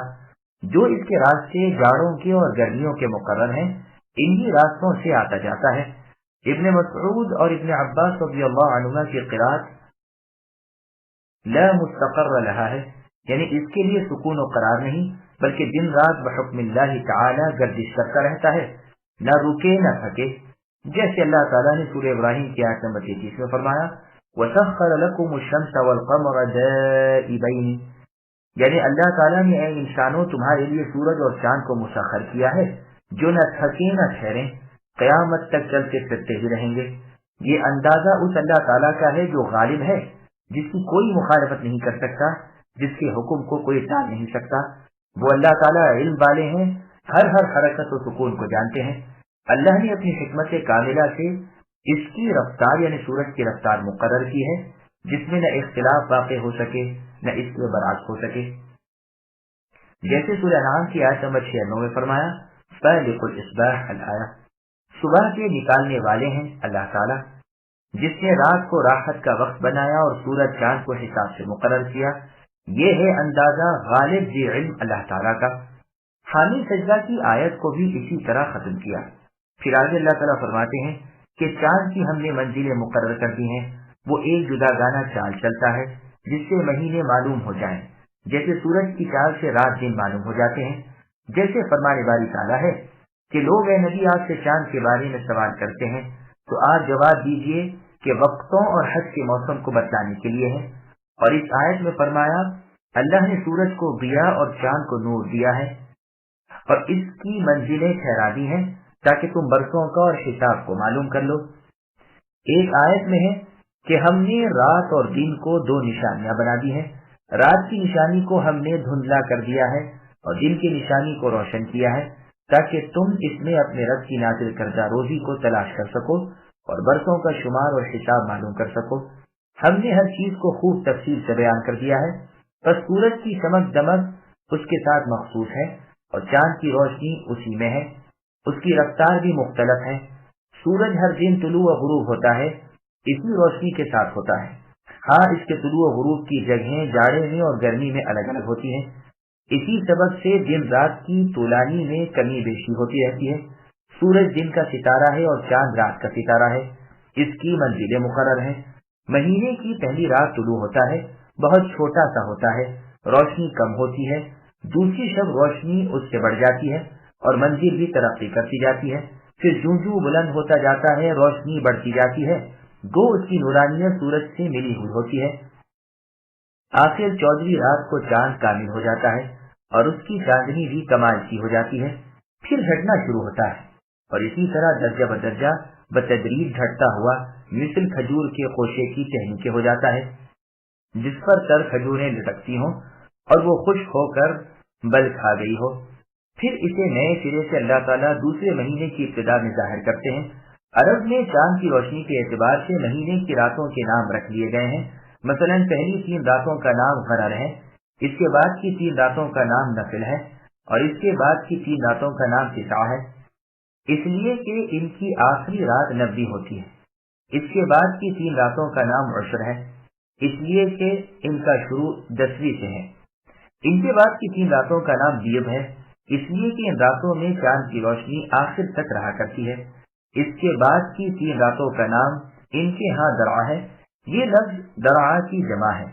ان کا یہ نام اس لیے رکھا ہے کہ 16ویں کو چاند ذرا دیر سے طلوع ہوتا ہے تو تھوڑی دیر تک اندھیرا یعنی سیاہی رہتی ہے، اور عرب میں اس بکری کو جس کا سر سیاہ ہو شاد درع کہتے ہیں۔ اس کے بعد کی 3 راتوں کو بلند کہتے ہیں، پھر 3 کو حنادث، پھر 3 کو دراری، پھر 3 کو محاق، اس لیے کہ اس میں چاند ختم ہو جاتا ہے اور مہینہ بھی ختم ہو جاتا ہے۔ کوفہ کے مشہور نحوی امام ابو عبید رحمہ اللہ ان میں سے تسع اور عشر کو قبول نہیں کرتے، ملاحظہ ہو ان کی کتاب غریب المصنف۔ سورج اور چاند کی حدیں اللہ نے مقرر کی ہیں، ناممکن ہے کہ کوئی اپنی حد سے ادھر یا ادھر ہو جائے یا آگے پیچھے ہو جائے۔ اس کی باری کے وقت وہ گم ہے، اس کی باری کے وقت یہ خاموش ہے۔ حسن رحمہ اللہ کہتے ہیں کہ یہ چاند رات کو ہے۔ ابن مبارک رحمہ اللہ کا قول ہے کہ ہوا کے پر ہیں اور چاند پانی کے غلاف تلے جگہ کرتا ہے۔ ابو صالح رحمہ اللہ فرماتے ہیں کہ اس کی روشنی کو پکڑ نہیں سکتی۔ عکرمہ رحمہ اللہ فرماتے ہیں رات کو سورج طلوع نہیں ہو سکتا، نہ رات دن سے سبقت کر سکتی ہے، یعنی رات کے بعد ہی رات نہیں آ سکتی بلکہ درمیان میں دن آ جائے گا۔ پس سورج کی سلطنت دن کو ہے اور چاند کی بادشاہت رات کو ہے۔ رات ادھر سے جاتی ہے ادھر سے دن آتا ہے، ایک دوسرے کے تعاقب میں ہے، لیکن نہ تصادم کا ڈر ہے، نہ بے نظمی کا خطرہ ہے، نہ یہ کہ دن ہی چلا جائے رات نہ آئے، نہ اس کے خلاف ایک جاتا ہے دوسرا آتا ہے۔ ہر ایک اپنے اپنے وقت پر غائب و حاضر ہوتا رہتا ہے۔ سب کے سب یعنی سورج، چاند، دن، رات، فلک آسمان میں تیر رہے ہیں اور گھومتے پھرتے ہیں۔ زید بن عاصم رحمہ اللہ کا قول ہے کہ آسمان و زمین کے درمیان فلک میں یہ سب آ جا رہے ہیں، لیکن یہ بہت ہی غریب بلکہ منکر قول ہے۔ بعض لوگ کہتے ہیں وہ فلک مثل چرخے کے ٹکلے کے ہیں، بعض کہتے ہیں کہ مثل چکی کے پاٹ کے لوہے کے ہیں، واللہ اعلم۔ وآية لهم أنا حملنا ذريتهم في الفلك المشحون وخلقنا لهم من مثله ما يركبون وإن نشأ نغرقهم فلا طريق لهم ولا هم ينقذون إلا رحمة منا ومتاعا إلى حين۔ اور ان کافروں کے لیے اللہ تعالیٰ کی ایک نشانی قدرت یہ بھی ہے کہ ہم نے ان کی نسل کو بھری ہوئی کشتی میں سوار کیا اور ان کے لیے اسی جیسی اور چیزیں پیدا کی جن پر یہ سوار ہوتے ہیں. اگر ہم چاہتے تو انہیں ڈبو دیتے، پھر نہ تو کوئی ان کا مددگار ہوتا نہ وہ رہا کیے جاتے، لیکن ہم اپنی طرف سے رحمت کرتے ہیں اور ایک مدت تک کے لیے انہیں فائدہ دے رہے ہیں. سامعین اب آیاتوں کی تفصیل سماعت کیجیے. کشتی اور اللہ تعالیٰ کی قدرت. اللہ تبارک و تعالیٰ اپنی قدرت کی ایک اور نشانی بتا رہے ہیں کہ اللہ نے سمندر کو مسخر کر دیا ہے جس میں کشتیاں برابر آمد و رفت کر رہی ہیں. سب سے پہلی کشتی نوح علیہ السلام کی تھی جس پر سوار ہو کر وہ خود اور ان کے ساتھ ایماندار بندے نجات پا گئے تھے. باقی روئے زمین پر ایک انسان بھی نہ بچا تھا.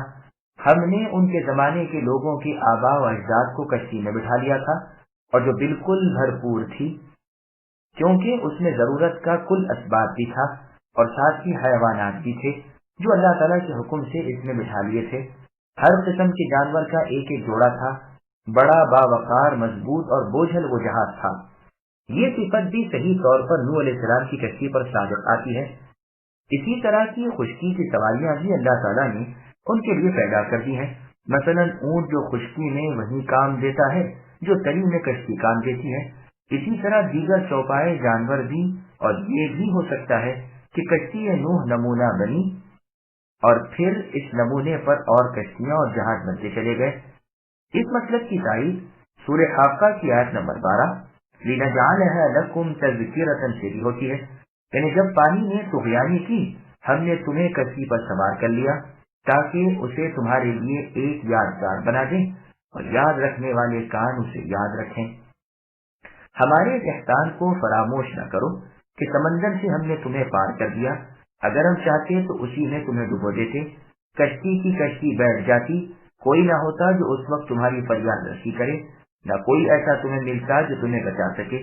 لیکن یہ صرف ہماری رحمت ہے کہ خشکی اور تری کے لمبے چوڑے سفر تم بآرام و راحت طے کر رہے ہو اور ہم تمہیں اپنے ٹھہرائے ہوئے وقت تک ہر طرح سلامت رکھتے ہیں.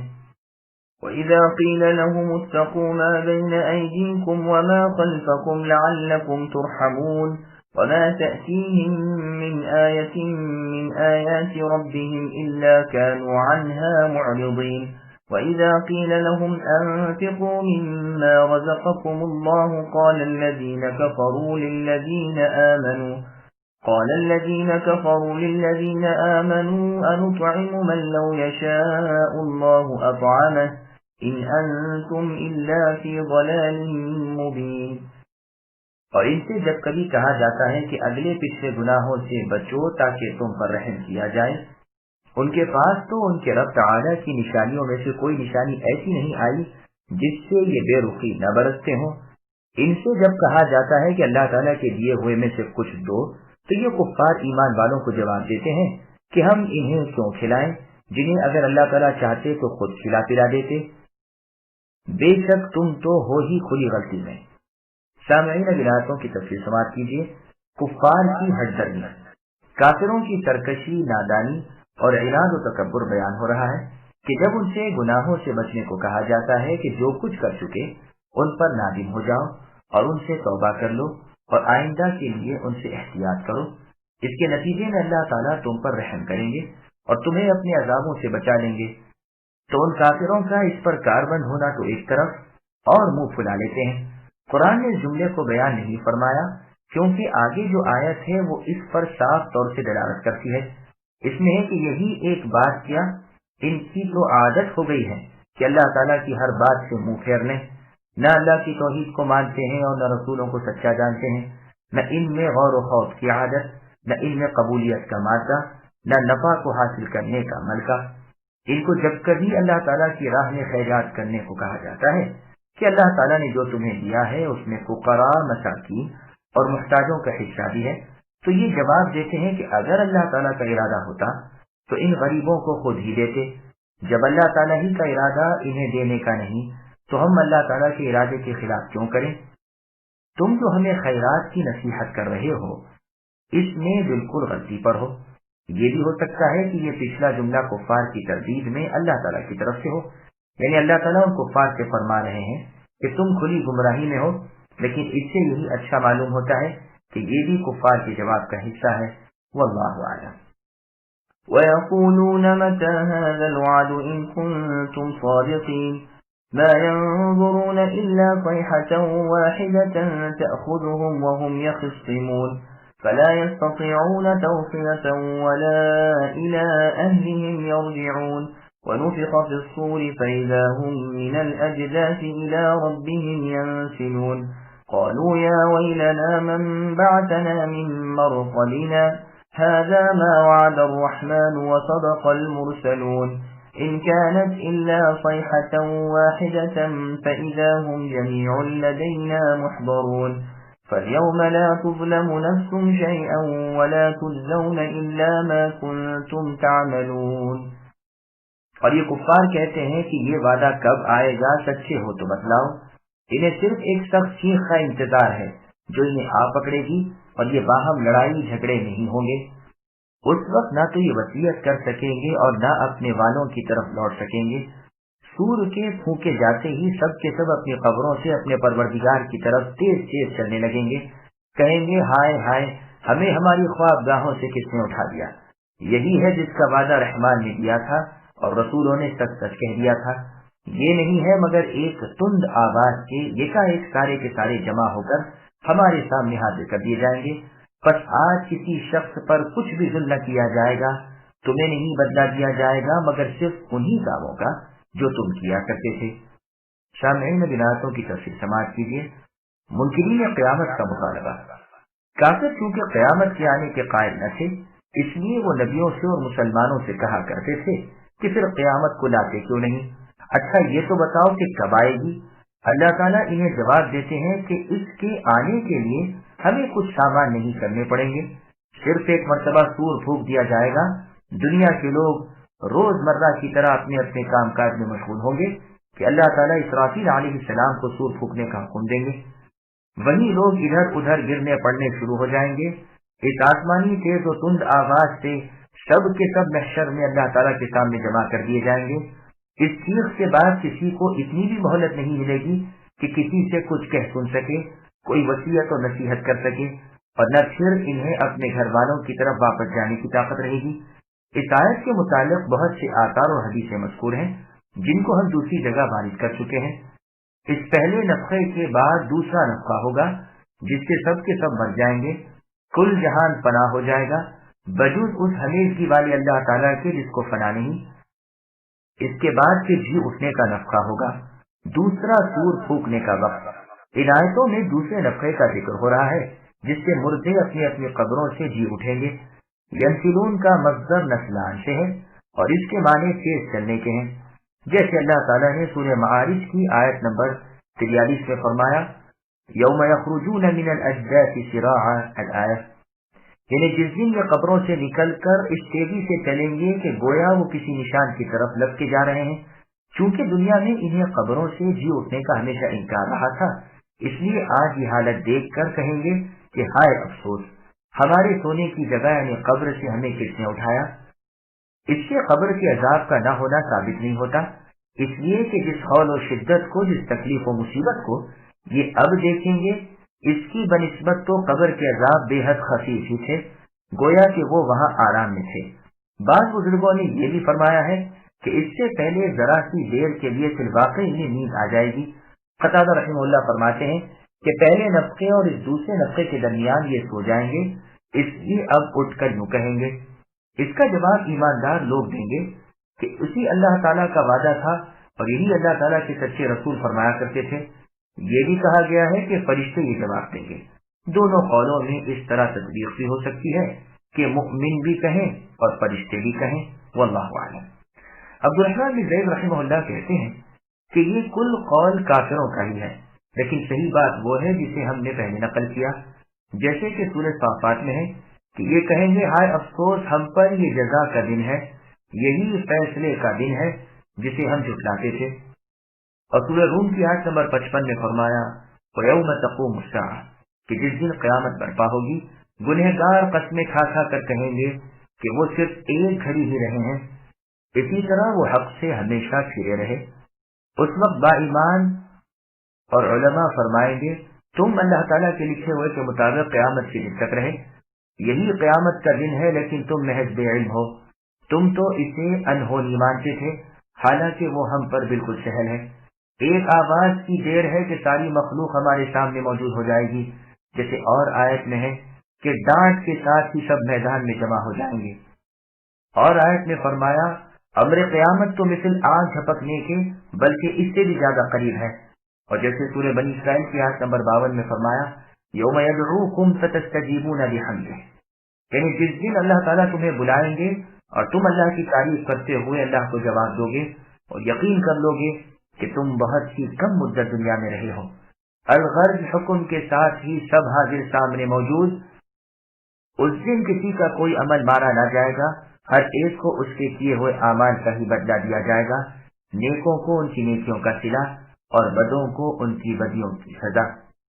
إن أصحاب الجنة اليوم في شغل فاكهون هم وأزواجهم في ظلال على الأرائك متكئون لهم فيها فاكهة ولهم ما يدعون سلام قولا من رب رحيم۔ بے شک جنتی لوگ آج کے دن اپنے دلچسپ مشغلوں میں حشاش بشاش ہیں، وہ اور ان کی بیویاں سایوں میں مسہریوں پر تکیے لگائے بیٹھے ہوں گے، ان کے لیے جنت میں ہر قسم کے میوے ہوں گے اور بھی جو کچھ وہ طلب کریں۔ مہربان پروردگار اللہ تعالیٰ کی طرف سے انہیں سلام کہا جائے گا۔ سامعین روایتوں کی تفصیل سماعت کیجیے۔ اہل جنت پر انعامات۔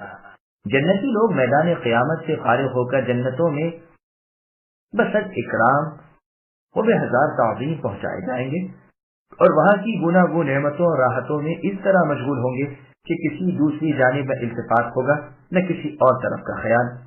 یہ جہنم سے اور جہنم والوں سے بے فکر ہوں گے، اپنی لذتوں اور مزیداریوں میں اس قدر مسرور ہوں گے کہ اور ہر ایک چیز سے بے خبر ہو جائیں گے، نہایت حشاش بشاش ہوں گے۔ قواری حوریں انہیں ملی ہوئی ہوں گی جن سے وہ لطف اندوز ہو رہے ہوں گے، طرح طرح کی راگ راگنیاں اور خوش آوازیاں دل فریبی سے ان کے دلوں کو لبھا رہی ہوں گی۔ ان کے ساتھ ہی اس لطف و سرور میں ان کی بیویاں اور ان کی حوریں بھی شامل ہوں گی۔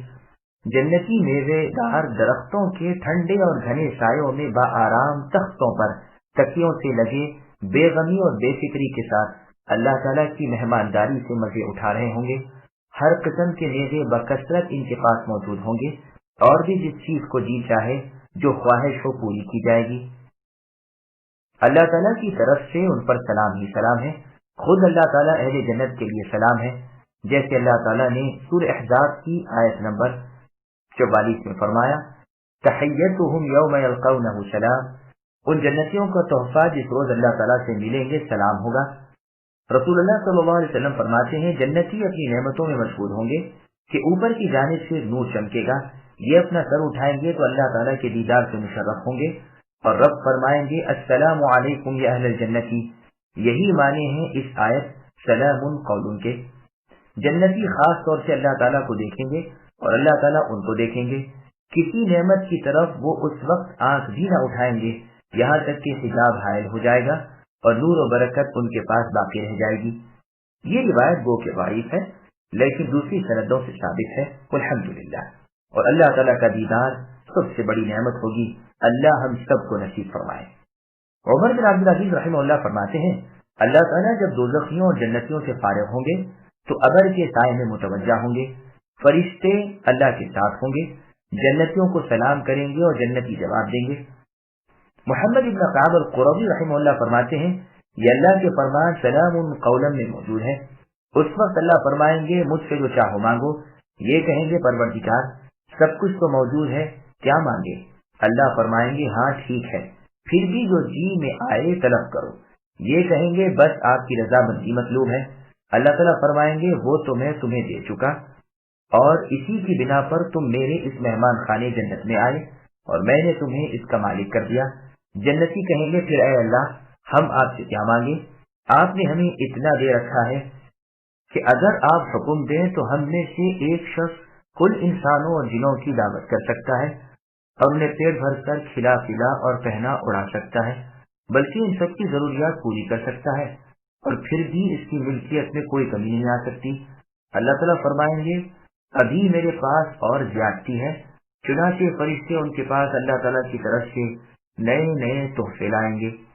یہ روایت تفسیر ابن جریر طبری کی ہے۔ امام ابن جریر رحمہ اللہ اس روایت کو بہت سی سندوں سے لائے ہیں۔ واللہ اعلم۔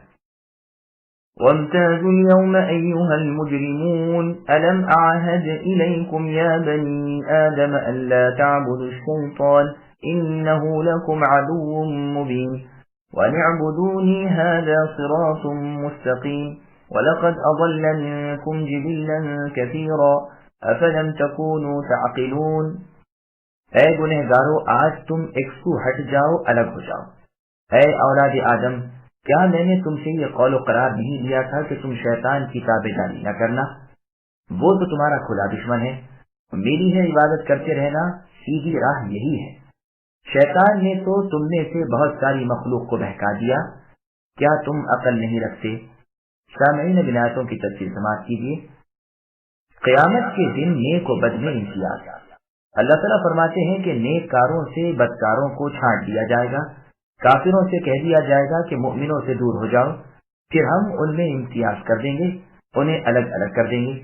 اسی طرح سورہ روم کی آیت نمبر 14 میں اللہ نے فرمایا وَيَوْمَ تَقُومُ السَّاعَةُ يَوْمَئِذٍ يَتَفَرَّقُونَ، اور جس دن یعنی روز قیامت قائم ہوگی، اس روز سب کے سب جدا جدا ہو جائیں گے، یعنی ان کے دو گروہ بن جائیں گے۔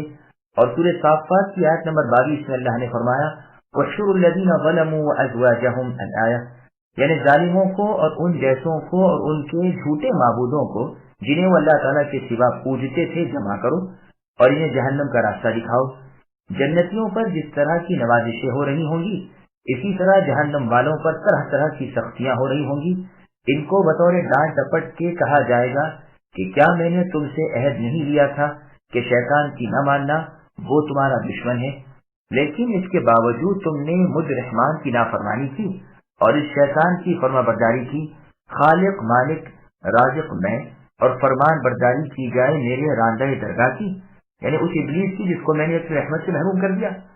میں تو کہہ چکا تھا کہ ایک میری ہی ماننا اور صرف مجھ ہی کو پوجنا اور مجھ تک پہنچنے کا سیدھا قریب کا اور صحیح راستہ ہی ہے، لیکن تم الٹے چلے، یہاں بھی الٹے ہی جاؤ۔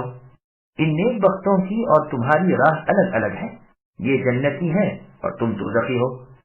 جبلن سے مراد خلق کثیر بہت سی مخلوق ہے۔ لغت میں جبل بھی کہا جاتا ہے اور جبلن بھی کہا جاتا ہے۔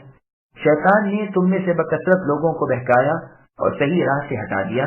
تم میں اتنی بھی عقل نہ تھی کہ تم اس کا فیصلہ کر سکتے کہ رحمان کی مانیں یا شیطان کی، اللہ تعالیٰ کی عبادت کریں یا مخلوق کی۔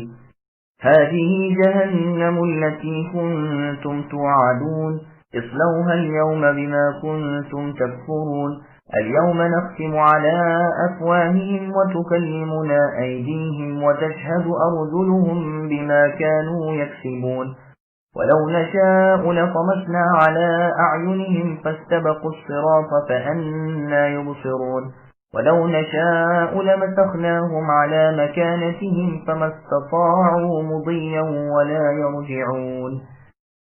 یہی وہ دوزخ ہے جس کا تمہیں اے کافروں وعدہ دیا جاتا تھا۔ اپنے کفر کا بدلہ پانے کے لیے آج اس میں داخل ہو جاؤ۔ ہم آج کے دن ان کے منہ پر مہر کر دیں گے اور ان کے ہاتھ ہم سے باتیں کریں گے اور ان کے پاؤں گواہیاں دیں گے ان کاموں کی جنہیں وہ کرتے تھے۔ اگر ہم چاہتے تو ان کی آنکھیں بے نور کر دیتے، پھر یہ رستے کی طرف دوڑتے پھرتے، لیکن انہیں کیسے دکھائی دیتا؟ اور اگر ہم چاہتے تو ان کی جگہ ہی پر ان کی صورتیں مسخ کر دیتے، پھر نہ وہ چل پھر سکتے اور نہ لوٹ سکتے۔ سامعین بنایتوں کی تفسیر سماعت کیجیے۔ مجرموں کے منہ بند کر دیے جائیں گے، جہنم بھڑکتی ہوئی اور شعلے مارتی ہوئی، چیختی ہوئی اور چلاتی ہوئی سامنے ہوگی، اور کفار سے کہا جائے گا کہ یہی وہ جہنم ہے جس کا ذکر میرے رسول کیا کرتے تھے، جس سے وہ ڈرایا کرتے تھے اور تم انہیں جھٹلاتے تھے۔ لو اب اپنے کفر کا مزہ چکھو، اٹھو اس میں کود پڑو۔ چنانچہ سورہ طور کی آیت نمبر 12 میں ہے یوم یدعون الآیہ، کہ جس دن یہ جہنم کی طرف دھکیلے جائیں گے اور کہا جائے گا یہی وہ دوزخ ہے جس کا تم انکار کرتے رہے، بتلاؤ یہ جادو ہے یا تم اندھے ہو گئے ہو۔ قیامت کے روز جب یہ کفار و منافقین اپنے گناہوں کا انکار کریں گے اور اس پر قسمیں کھا لیں گے تو اللہ تعالیٰ ان کی زبانوں کو بند کر دیں گے اور ان کے بدن کے اعضاء سچی سچی گواہی دینا شروع کر دیں گے۔ चुनांचे सही मुस्लिम, सुनन नसाई कुबरा, सही इब्न हिब्बान वगैरह में अनस इब्न मालिक रज़ी अल्लाहु अन्हु से रिवायत से फरमाते हैं कि हम रसूलुल्लाह सल्लल्लाहु अलैहि वसल्लम के पास थे, जो आप एकाएक हंसे और इस कदर के मसोड़े खिल गए, फिर हमसे दरियाफ्त करने लगे कि जानते हो मैं क्यों हंसा? हमने कहा अल्लाह ताला और उसका रसूल ही खूब जानते हैं। फरमाया जो बंदा अपने रब से क़यामत के दिन झगड़ा करेगा, उस पर कहेगा कि बारी ताला क्या आपने मुझे जुल्म से बचाया न था? अल्लाह ताला फरमाएंगे हाँ। तो ये कहेगा बस फिर मैं किसी गवाह की गवाही अपने खिलाफ मंजूर नहीं करूंगा, बस मेरा अपना बदन तो मेरा है, बाकी सब मेरे दुश्मन है। अल्लाह फरमाएंगे अच्छा यूं ही सही, तू ही अपना गवाह सही और मेरे बुजुर्ग फरिश्ते गवाह न सही। चुनांचे उसी वक्त जुबान पर मोहर लगा दी जाएगी और आज़ाए बदन से फरमाया जाएगा बोलो, तुम खुद ही गवाही दो कि तुमसे इसने क्या क्या काम लिए। वो साफ साफ खोल खोल कर सच सच एक एक बात बतला देंगे। फिर उसकी जुबान खोल दी जाएगी तो ये अपने जिस्म के जोड़ों आज़ा से कहेगा तुम्हारा सत्यानाश हो जाए, तुम ही मेरे दुश्मन बन बैठे, मैं तो तुम्हारे ही बचाव की कोशिश कर रहा था और तुम्हारे ही फायदे की खातिर हुज्जतबाजी कर रहा था। सूरह नसाई की एक और हदीस में रसूलुल्लाह ने फरमाया कि तुम्हें अल्लाह ताला के सामने बुलाया जाएगा, जबकि जुबान बंद होगी, सबसे पहले रानों और हथेलियों से सवाल होगा। क़यामत की एक तवील हदीस में है कि जिसको इमाम नसाई ने कुबरा में और मुस्नद अहमद में इमाम अहमद वगैरह ने निकाला है। रसूलुल्लाह ने फरमाया कि फिर तीसरे मौके पर इससे कहा जाएगा कि तू क्या है? ये कहेगा कि आपका बंदा हूँ, आप पर, आपके नबी पर, आपकी किताब पर ईमान लाया था, रोजे नमाज ज़कात वगैरह का पाबंद था और भी बहुत सी अपनी नेकियां बयान कर जाएगा। उस वक्त उससे कहा जाएगा अच्छा ठहर जा, हम गवाह लाते हैं। ये सोचता ही होगा कि किसे गवाही में पेश किया जाएगा। ये कायक उसकी जुबान बंद कर दी जाएगी और उसकी रान से कहा जाएगा कि तू गवाही दे। अब रान और हड्डियां और गोश्त बोल उठेगा और इस मुनाफिक के सारे निफाक को और तमाम पोशीदगियों को खोल कर रख देंगे। ये सब इसलिए होगा कि फिर इसकी हुज्जत बाकी न रहे और इसका उज़्र टूट जाए। चूंकि रब ताला इस पर नाराज थे, इसलिए इस सख्ती से बात पुरस हुई। अबू मूसा अशअरी रज़ियल्लाहु अन्हु फरमाते हैं कि क़यामत के दिन अल्लाह ताला मुमिन को बुलाकर उसके गुनाह उसके सामने पेश करके फरमाएंगे कहो ये ठीक है? ये कहेगा हाँ ए अल्लाह, सब दुरुस्त है, बेशक मुझसे ये खताएं सरजद हुई हैं। अल्लाह ताला फरमाएंगे अच्छा हमने सब बख्श दी। लेकिन ये गुफ्तगू इस तरह होगी कि किसी एक को भी इसका मुतलक इल्म न होगा, इसका एक गुनाह भी मखलूक में से किसी पर जाहिर न होगा। अब इसकी नेकियां लाई जाएंगी और इन्हें खोल खोल कर सारी मखलूक के सामने जता जता कर रखी जाएंगी। ऐ ऐबों के ढकने वाले अल्लाह, ऐ गुनाहों को बख्शने वाले अल्लाह, आप हम गुनहगारों की पर्दापोशी कीजिए और हम मुजरिमों से दरगुजर फरमाइए। ऐ अल्लाह उस दिन हमें रुस्वा और जलील न कीजिए, अपने दामन रहमत में हमें ढांप दीजिए। ऐ दर्रा नवाज अल्लाह ताला, अपनी बेपाया बख्शिश की मौसलाधार बारिश का एक खतरा इधर भी बरसा दीजिए और हमारे तमाम गुनाहों को धो डालिए। परवरदिगार एक नजर रहमत इधर भी, मालिकुल मुल्क हम भी आपकी चश्मे रहमत के मुंतज़िर हैं। ऐ गफूर और रहीम अल्लाह ताला, क्या आपके दर से भी कोई सवाली खाली झोली लेकर नाउम्मीद होकर आज तक लौटा है? रहमो करम, ऐ मालिको खालिक, रहमो करम, अपने इंतकाम से बचा लीजिए, अपने गुस्से से निजात दीजिए, अपनी रहमतों से नवाज दीजिए, अपने अजाबों से छुटकारा दीजिए, अपनी जन्नत में हमें पहुंचा दीजिए, अपने बुजुर्ग और खूबसूरत चेहरे के दीदार से मुशर्रफ फरमाइए। आमीन आमीन आमीन। और काफिर और मुनाफिक को बुलाया जाएगा, उसके आमाल बद उसके सामने रखे जाएंगे और उससे कहा जाएगा कहो ये ठीक है? ये साफ इनकार कर जाएगा और कड़कड़ाती हुई कस्में खाने लगेगा कि ऐ अल्लाह, आपके इन फरिश्तों ने झूठी तहरीर लिखी है, मैंने हरगिज ये गुनाह नहीं किए। फरिश्ते कहेंगे हाय हाय ये क्या कह रहा है, क्या फला दिन फला जगह तूने फला काम नहीं किया? ये कहेगा ऐ अल्लाह, आपकी इज्जत की कसम, ये फरिश्ते महज झूठे हैं, मैंने हरगिज नहीं किया। अब अल्लाह ताला उस शख्स की, उस मुनाफिक शख्स की जुबान बंद कर देंगे। गालिबन सबसे पहले उसकी दाहिनी रान उसके खिलाफ गवाही देगी। यही मजमून इस आयत में बयान हो रहा है।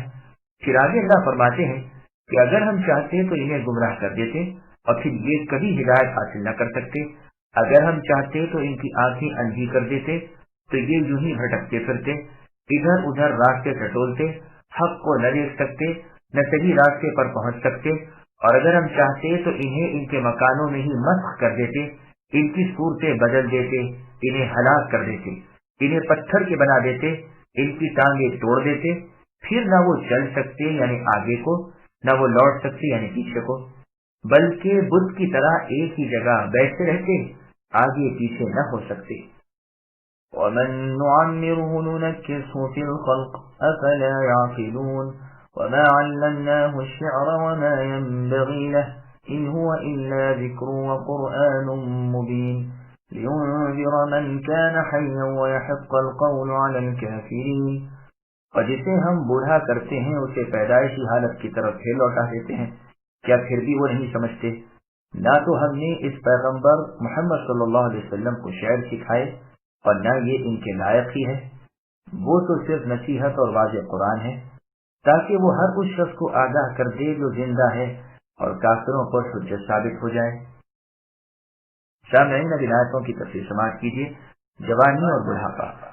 انسان کی جوانی جوں جوں ڈھلتی جاتی ہے، پیری، ضعیفی، کمزوری اور ناتوانی آتی جاتی ہے۔ جیسے سورہ روم کی آیت نمبر 54 میں اللہ نے فرمایا، اللہ الذی خلقکم من ضعف الآیہ، یعنی اللہ تعالیٰ وہ ہے کہ جس نے تمہیں ناتوانی کی حالت میں پیدا کیا، پھر ناتوانی کے بعد طاقت عطا فرمائی، پھر طاقت و قوت کے بعد دو پر بڑھاپا کر دیا۔ وہ جو چاہتے ہیں پیدا کرتے ہیں اور وہ خوب جاننے والے، پوری قدرت رکھنے والے ہیں۔ اور آیت میں اللہ نے فرمایا، تم میں سے بعض بہت بڑی عمر کی طرف لوٹائے جاتے ہیں تاکہ ان کے بعد وہ بے علم ہو جائیں۔ پس مطلب آیت سے یہ ہے کہ دنیا زوال اور انتقال کی جگہ ہے، یہ پائیدار اور قرارگاہ نہیں۔ پھر بھی کیا یہ لوگ عقل نہیں رکھتے کہ اپنے بچپن پر، پھر جوانی پر، پھر بڑھاپے پر غور کریں اور اس سے نتیجہ نکال لیں کہ اس دنیا کے بعد آخرت آنے والی ہے اور اس زندگی کے بعد نئی زندگی میں دوبارہ پیدا ہونا ہے۔ شاعری محمد صلی اللہ علیہ وسلم کے شایع نشان نہیں۔ پھر آگے اللہ نے فرمایا، نہ تو ہم نے اپنے پیغمبر محمد صلی اللہ علیہ وسلم کو شاعری سکھائی، نہ شاعری ان کے شایع نشان ہے، نہ انہیں شعر گوئی سے محبت، نہ شعر اشعار کی طرف ان کی طبیعت کا میلان۔ اسی کا ثبوت نبی صلی اللہ علیہ وسلم کی زندگی میں نمایاں طور پر ملتا ہے کہ کسی کا شعر پڑھتے تھے تو بھی صحیح طور پر ادا نہیں ہوتا تھا یا پورا یاد نہیں ہوتا تھا۔ شاعری رحمہ اللہ فرماتے ہیں، اولاد عبد المطلب کا ہر مرد و عورت شعر کہنا جانتا تھا، مگر رسول صلی اللہ علیہ وسلم اس سے کوسوں دور تھے۔ چنانچہ صحیح بخاری، صحیح مسلم، مسند احمد وغیرہ میں ہے کہ رسول اللہ صلی اللہ علیہ وسلم نے خندق کھودتے ہوئے عبداللہ بن رواحہ رضی اللہ عنہ کے اشعار پڑھے تو یاد رہے کہ آپ کا یہ پڑھنا صحابہ کرام رضی اللہ عنہم کے ساتھ تھا۔ وہ اشعار یہ ہیں، لا هم لولا أنت ما اهتدينا ولا تصدقنا ولا صلينا فأنزلا سكينة علينا وثبت الأقدام إلا قينا إن الأولى قد بغوا علينا إذا أرادوا فتنة أبينا۔ رسول اللہ صلی اللہ علیہ وسلم لفظ ابینا کو کھینچ کر پڑھتے اور ساتھ ہی بلند آواز سے پڑھتے۔ ترجمہ اشعار کا یہ ہے کہ کوئی غم نہیں، اگر اے اللہ آپ نہ ہوتے تو ہم ہدایت یافتہ نہ ہوتے، نہ صدقہ دیتے اور نہ نمازیں پڑھتے۔ اب آپ ہم پر تسکین نازل فرمائیے اور جب دشمنوں سے لڑائی چھڑ جائے تو آپ ہمیں ثابت قدمی عطا فرمائیے۔ یہی لوگ ہم پر سرکشی کرتے ہیں، ہاں یہ جب کبھی فتنے کا ارادہ کرتے ہیں تو ہم انکار کرتے ہیں۔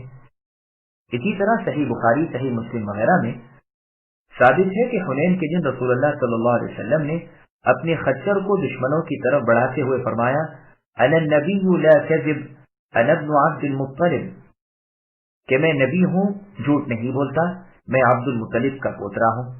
اس کے بارے میں یاد رہے کہ اتفاقیہ ایک کلام رسول اللہ کی زبان سے نکل گیا جو وزن شعر پر پورا اترا، نہ کہ قصدن رسول اللہ نے شعر کہا ہو۔ صحیح بخاری میں ہے کہ جندب بن عبداللہ رضی اللہ عنہ فرماتے ہیں، ہم رسول اللہ کے ساتھ ایک غار میں تھے کہ آپ کی انگلی زخمی ہو گئی تھی تو آپ نے فرمایا، هل انت الا اصبع دمیتی وفی سبیل اللہ ما لاقیتی، یعنی تو ایک انگلی ہی تو ہے اور تو اللہ کی راہ میں خون آلودہ ہوئی ہے۔ یہ بھی اتفاقیہ ہے، جان بوجھ کر نہیں۔ اسی طرح ایک حدیث میں الا اللبن کی تفسیر میں آئے گی کہ رسول اللہ نے فرمایا ان تغفر اللہم تغفر جما وای عبد لک ما علم، یعنی اے اللہ آپ جب بخشیں تو ہمارے تمام گناہ بخش دیجیے، ورنہ یوں تو آپ کا کوئی بندہ نہیں جو چھوٹی چھوٹی لفظشوں سے بھی پاک ہو۔ پس یہ سب کے سب اس آیت کے منافی نہیں، کیونکہ اللہ تعالیٰ کی تعلیم رسول اللہ کو شعر گوئی کی نہ تھی، بلکہ رب العالمین نے تو رسول اللہ کو قرآن عظیم کی تعلیم کی تھی، جس کے پاس بھی باطل پھٹک نہیں سکتا۔ قرآن حکیم کی یہ پاک نظم شاعری سے منزلوں دور تھی۔ اسی طرح کہانت سے اور گھڑ لینے سے اور جادو کے کلمات سے، جیسے کہ کفار کے مختلف گروہ مختلف بولیاں بولتے تھے، آپ کی تو طبیعت ان صناعتوں سے معصوم تھی۔ مسند احمد میں عائشہ صدیقہ رضی اللہ عنہ فرماتی ہیں کہ شعر گوئی سے رسول اللہ صلی اللہ علیہ وسلم کو طبعا نفرت تھی۔ سنن نبی داؤد میں ہے کہ رسول اللہ صلی اللہ علیہ وسلم کو جامع کلمات پسند آتے تھے اور اس کے سوا چھوڑ دیتے تھے۔ سنن نبی داؤد ہی میں ہے کہ کسی کا پیٹ پیپ سے بھر جانا اس کے لیے شعروں سے بھر لینے سے بہتر ہے۔ یاد رہے کہ شعر گوئی کی کئی قسمیں ہیں۔ مشرکوں کی ہجوم میں شعر کہنا مشروع ہے۔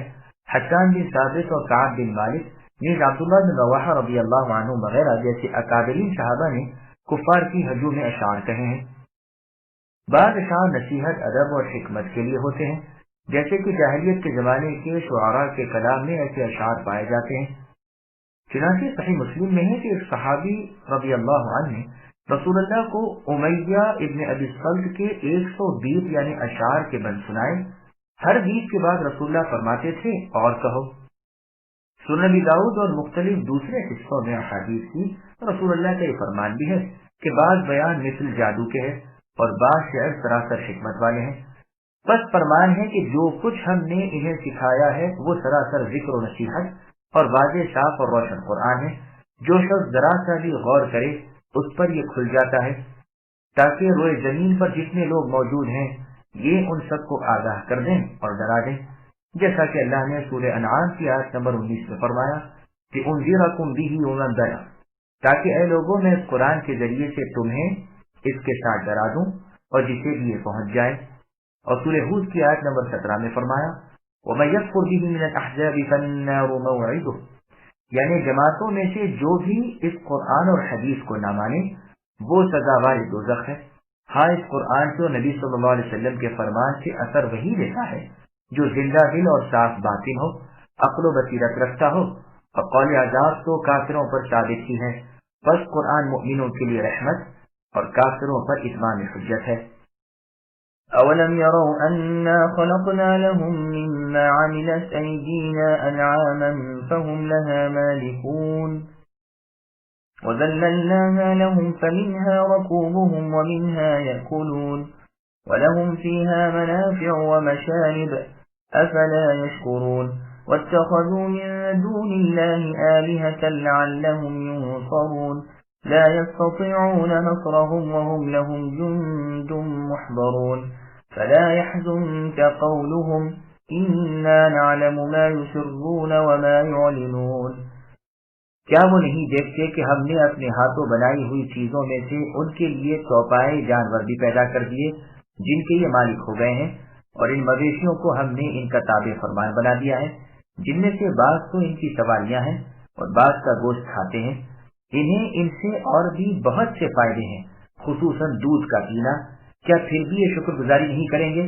اللہ تعالیٰ کے سوا دوسروں کو معبود بنانے میں اس خیال سے کہ ان کی مدد کی جائے، یقیناً ان میں ان کی مدد کی طاقت ہی نہیں، لیکن پھر بھی مشرکین ان کے لیے حاضر باش لشکری ہیں۔ بس اے نبی، آپ کو ان کی بات غمناک نہ کرے، ہم ان کی پوشیدہ اور علانیہ سب باتوں کو بخوبی جانتے ہیں۔ سامعین، آیتوں کی تفسیر سماعت کیجیے۔ جانوروں کی پیدائش اللہ کا بندوں پر انعام ہے۔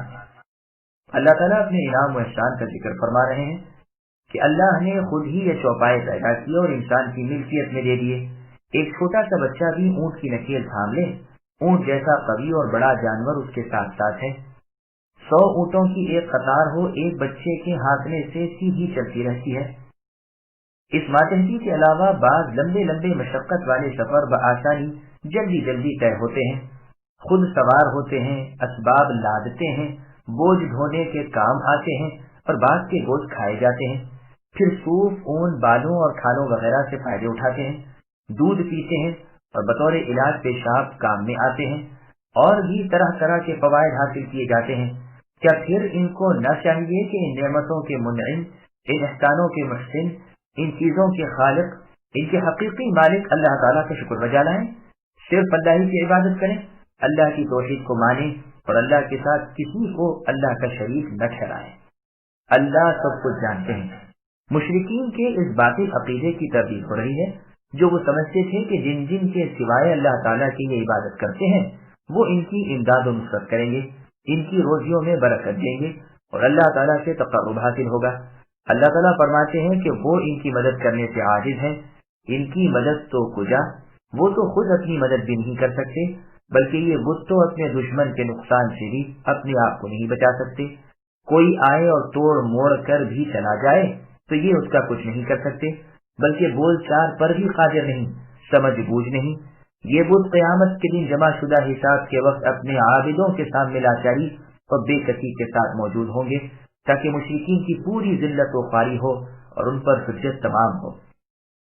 قتادہ رحمہ اللہ فرماتے ہیں کہ مطلب یہ ہے کہ بت تو ان کی کسی کی امداد نہیں کر سکتے، لیکن پھر بھی یہ بے سمجھ مشرکین ان کے سامنے اس طرح موجود رہتے ہیں جیسے کوئی حاضر باش لشکر ہو۔ وہ نہ انہیں کوئی نفع پہنچا سکے نہ کسی نقصان کو دفع کر سکے، لیکن یہ ہے کہ ان کے نام پر مرے جاتے ہیں، یہاں تک کہ ان کے خلاف آواز سننا نہیں چاہتے اور غصے سے بے قابو ہو جاتے ہیں۔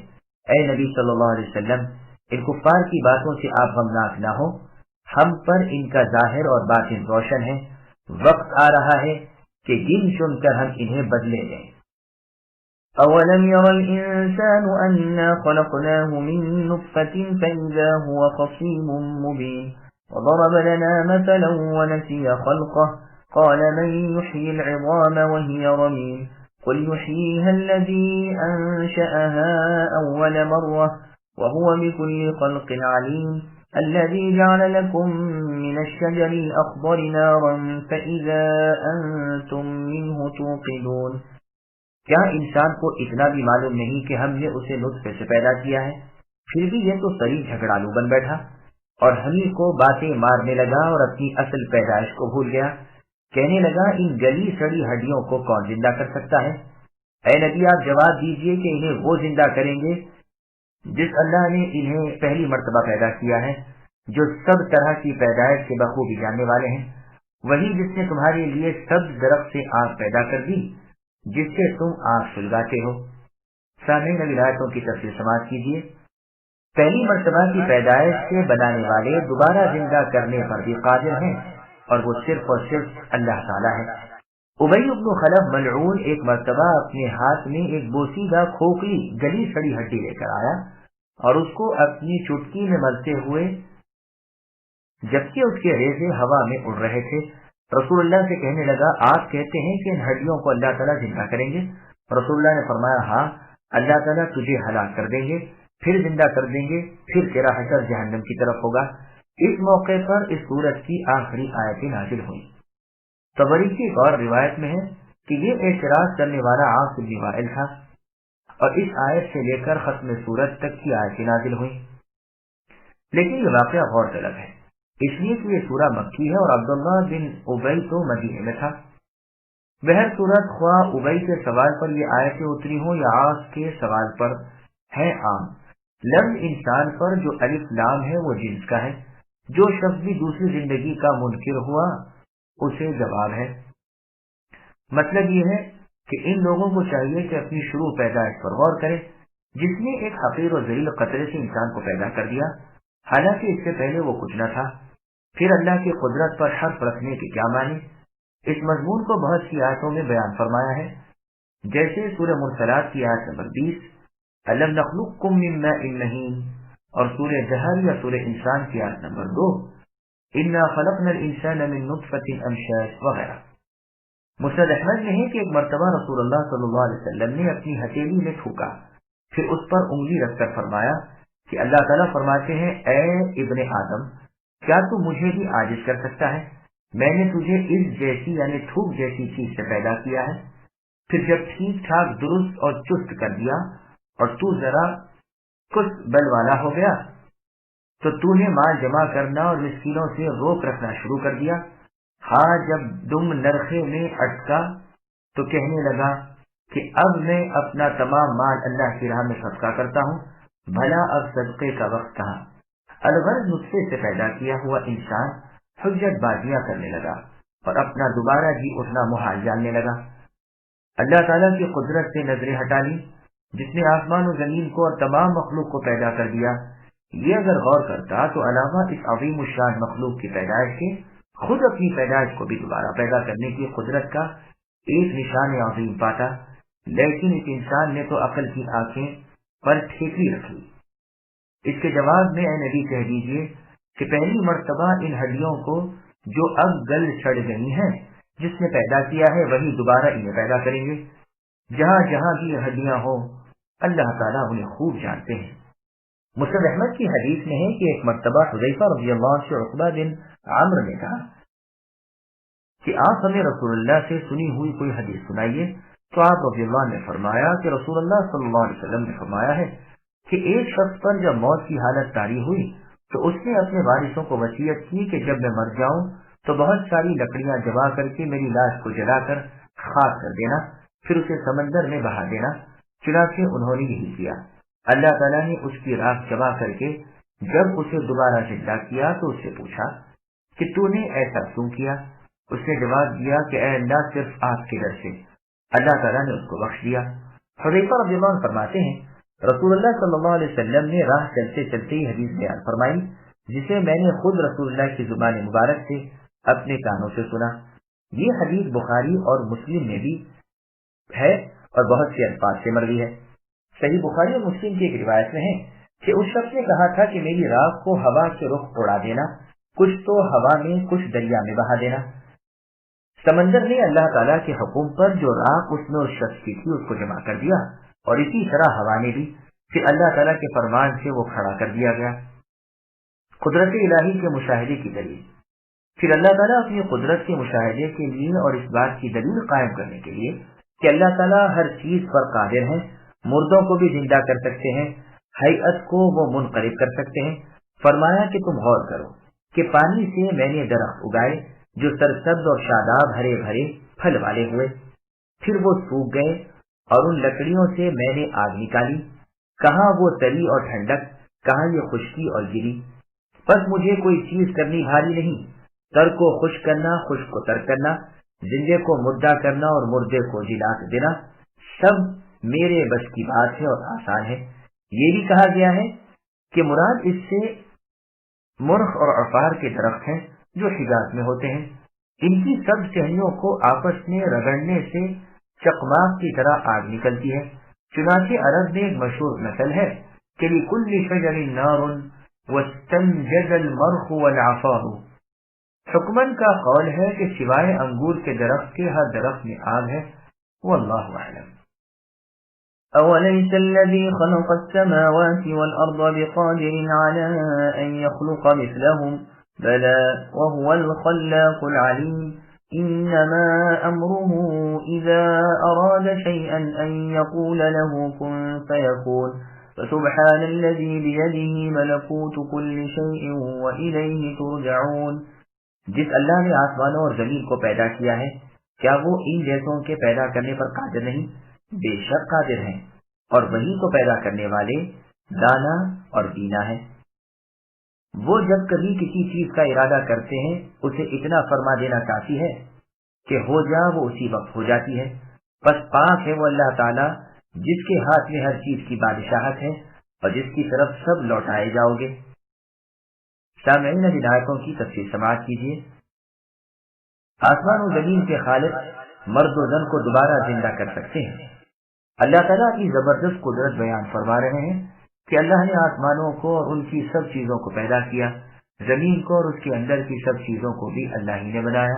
پھر اتنی بڑی قدرتوں والے انسانوں جیسی چھوٹی مخلوق کو پیدا کرنے سے عاجز آ جائے، یہ تو عقل کے بھی خلاف ہے۔ جیسے اللہ تعالیٰ نے سورہ مومن کی آیت نمبر 57 میں فرمایا لخلق السماوات والارض اکبر من خلق الناس، یعنی آسمان و زمین کی پیدائش انسانی پیدائش سے بہت بڑی اور اہم ہے۔ یہاں بھی فرمایا کہ وہ اللہ تعالیٰ جس نے آسمان و زمین کو پیدا کر دیا، وہ کیا انسانوں جیسی کمزور مخلوق کو پیدا کرنے سے عاجز آ جائیں گے؟ اور جب وہ قادر ہے تو یقیناً انہیں مار ڈالنے کے بعد پھر وہ انہیں جلا دیں گے۔ جس نے ابتداءً پیدا کیا ہے اس پر اعادہ بہت آسان ہے، جیسا کہ اللہ تعالیٰ نے سورہ احقاف کی آیت نمبر 33 میں فرمایا، اولم یروا ان اللہ الذی الآیہ، کیا وہ نہیں دیکھتے کہ جس اللہ تعالیٰ نے زمین و آسمان کو بنا دیا اور ان کی پیدائش سے عاجز نہ آئے نہ تھکے، تو کیا وہ مردوں کے زندہ کرنے پر قادر نہیں؟ بے شک قادر ہے، بلکہ وہ تو ہر چیز پر قادر ہے۔ وہی پیدا کرنے والے اور بنانے والے، ایجاد کرنے والے اور خالق ہیں، ساتھ ہی حکمت والے اور ہر چیز کو دیکھنے والے ہیں۔ رتی رتی سے اللہ رب العالمین بخوبی واقف ہے۔ وہ تو جو کچھ کرنا چاہتے ہیں اس کا صرف حکم دے دیتے ہیں کہ ہو جا، اور وہ ہو جاتی ہے۔ اللہ کا صرف کہہ دینا ہی کافی ہے۔ مسلم احمد کی حدیث قدسی میں ہے کہ اللہ تعالیٰ فرماتے ہیں، اے میرے بندو، تم سب گنہگار ہو مگر جسے میں معاف کر دوں، تم مجھ سے معافی طلب کرو، میرا وعدہ ہے کہ معاف کر دوں گا۔ تم سب فقیر ہو مگر جسے میں غنی کر دوں، میں جواد ہوں، میں ماجد ہوں، میں واجد ہوں، میں جو چاہتا ہوں کرتا ہوں، میرا انعام بھی ایک کلام ہے اور میرا عذاب بھی کلام ہے۔ میں جس چیز کو کرنا چاہتا ہوں کہہ دیتا ہوں کہ ہو جا، اور وہ ہو جاتی ہے۔ ہر برائی سے اللہ تعالیٰ کی ذات بالکل پاک ہے، جو زمین و آسمان کے بادشاہ ہیں، جس کے ہاتھ میں آسمانوں اور زمینوں کی کنجیاں ہیں، وہ سب کے خالق ہیں، وہی اصلی حاکم ہے۔ اللہ ہی کی طرف قیامت کے دن سب لوٹائے جائیں گے، اور وہی عادل و منعم اللہ تعالیٰ انہیں سزا و جزا دیں گے۔ اور جگہ فرمان ہے، پاک ہے وہ اللہ تعالیٰ جس کے ہاتھ میں ہر چیز کی ملکیت ہے، اور آیت میں ہے کہ کون ہے جس کے ہاتھ میں ہر چیز کا اختیار ہے۔ اور سورہ ملک کی آیت نمبر 1 میں اللہ نے فرمایا، تبارک الذی بیدہ الملک، بابرکت ہے وہ اللہ جس کے ہاتھ میں بادشاہت ہے۔ بس ملک و ملکوت دونوں کے ایک ہی معنی ہیں، جیسے رحمت و رحموت اور رحبت اور رہبوت اور جبر و جبروت۔ بعضوں نے کہا ہے کہ ملک سے مراد جسموں کا عالم اور ملکوت سے مراد روحوں کا عالم، لیکن صحیح بات پہلی ہی ہے، اور یہی قول جمہور مفسرین کا ہے۔ چنانچہ سنن ابی داؤد میں ہے کہ حذیفہ رضی اللہ عنہ سے روایت ہے کہ رسول اللہ صلی اللہ علیہ وسلم کو آپ نے رات کی نماز پڑھتے ہوئے دیکھا۔ آپ نے یہ دعا پڑھ کر پھر قرات شروع کی، اللہ اکبر ذی الملکوت والجبروت والکبریاء والعظمت۔ پھر پوری سورہ بقرہ پڑھ کر رکوع کیا، اور رکوع میں بھی قریب قریب اتنی ہی دیر ٹھہرے رہے اور سبحان ربی العظیم پڑھتے رہے۔ پھر اپنا سر رکوع سے اٹھایا اور تقریباً اتنی ہی دیر کھڑے رہے اور لربی الحمد پڑھتے رہے۔ پھر سجدے میں گئے، وہ بھی تقریباً قیام کے برابر تھا، اور سجدے میں رسول اللہ صلی اللہ علیہ وسلم سبحان ربی الاعلیٰ پڑھتے رہے۔ پھر سجدے سے سر اٹھایا۔ آپ کی عادت مبارکہ تھی کہ دونوں سجدوں کے درمیان بھی اتنی دیر بیٹھے رہتے تھے جتنی دیر سجدوں میں لگاتے تھے، اور رب اغفر لی پڑھتے رہے۔ 4 رکعتیں آپ نے ادا کی، سورہ بقرہ، سورہ آل عمران، سورہ نساء، سورہ مائدہ کی تلاوت کی۔ شعبہ رحمہ اللہ کو شک ہے کہ سورہ مائدہ کہا یا سورہ انعام۔ سنن نسائی وغیرہ میں ہے کہ عوف بن مالک الاشجعی رضی اللہ عنہ سے روایت ہے کہ ایک رات میں نے رسول اللہ صلی اللہ علیہ وسلم کے ساتھ تہجد کی نماز پڑھی۔ آپ نے سورہ بقرہ کی تلاوت فرمائی۔ ہر اس آیت پر جس میں رحمت کا ذکر ہوتا آپ ٹھہرتے اور اللہ تعالیٰ سے رحمت طلب کرتے، اور ہر اس آیت پر جس میں عذاب کا ذکر ہوتا آپ ٹھہرتے اور اللہ سے پناہ طلب کرتے۔ پھر رسول اللہ نے رکوع کیا، وہ بھی قیام سے کچھ کم نہ تھا، اور رکوع میں یہ فرماتے تھے، سبحان ذی الجبروت والملکوت والکبریاء والعظمت۔ پھر رسول اللہ نے سجدہ کیا، وہ بھی قیام کے قریب قریب تھا، اور سجدے میں بھی یہی پڑھتے رہے۔ پھر دوسری رکعت میں سورہ آل عمران پڑھی، پھر اسی طرح ایک ایک سورت ایک ایک رکعت میں پڑھتے رہے۔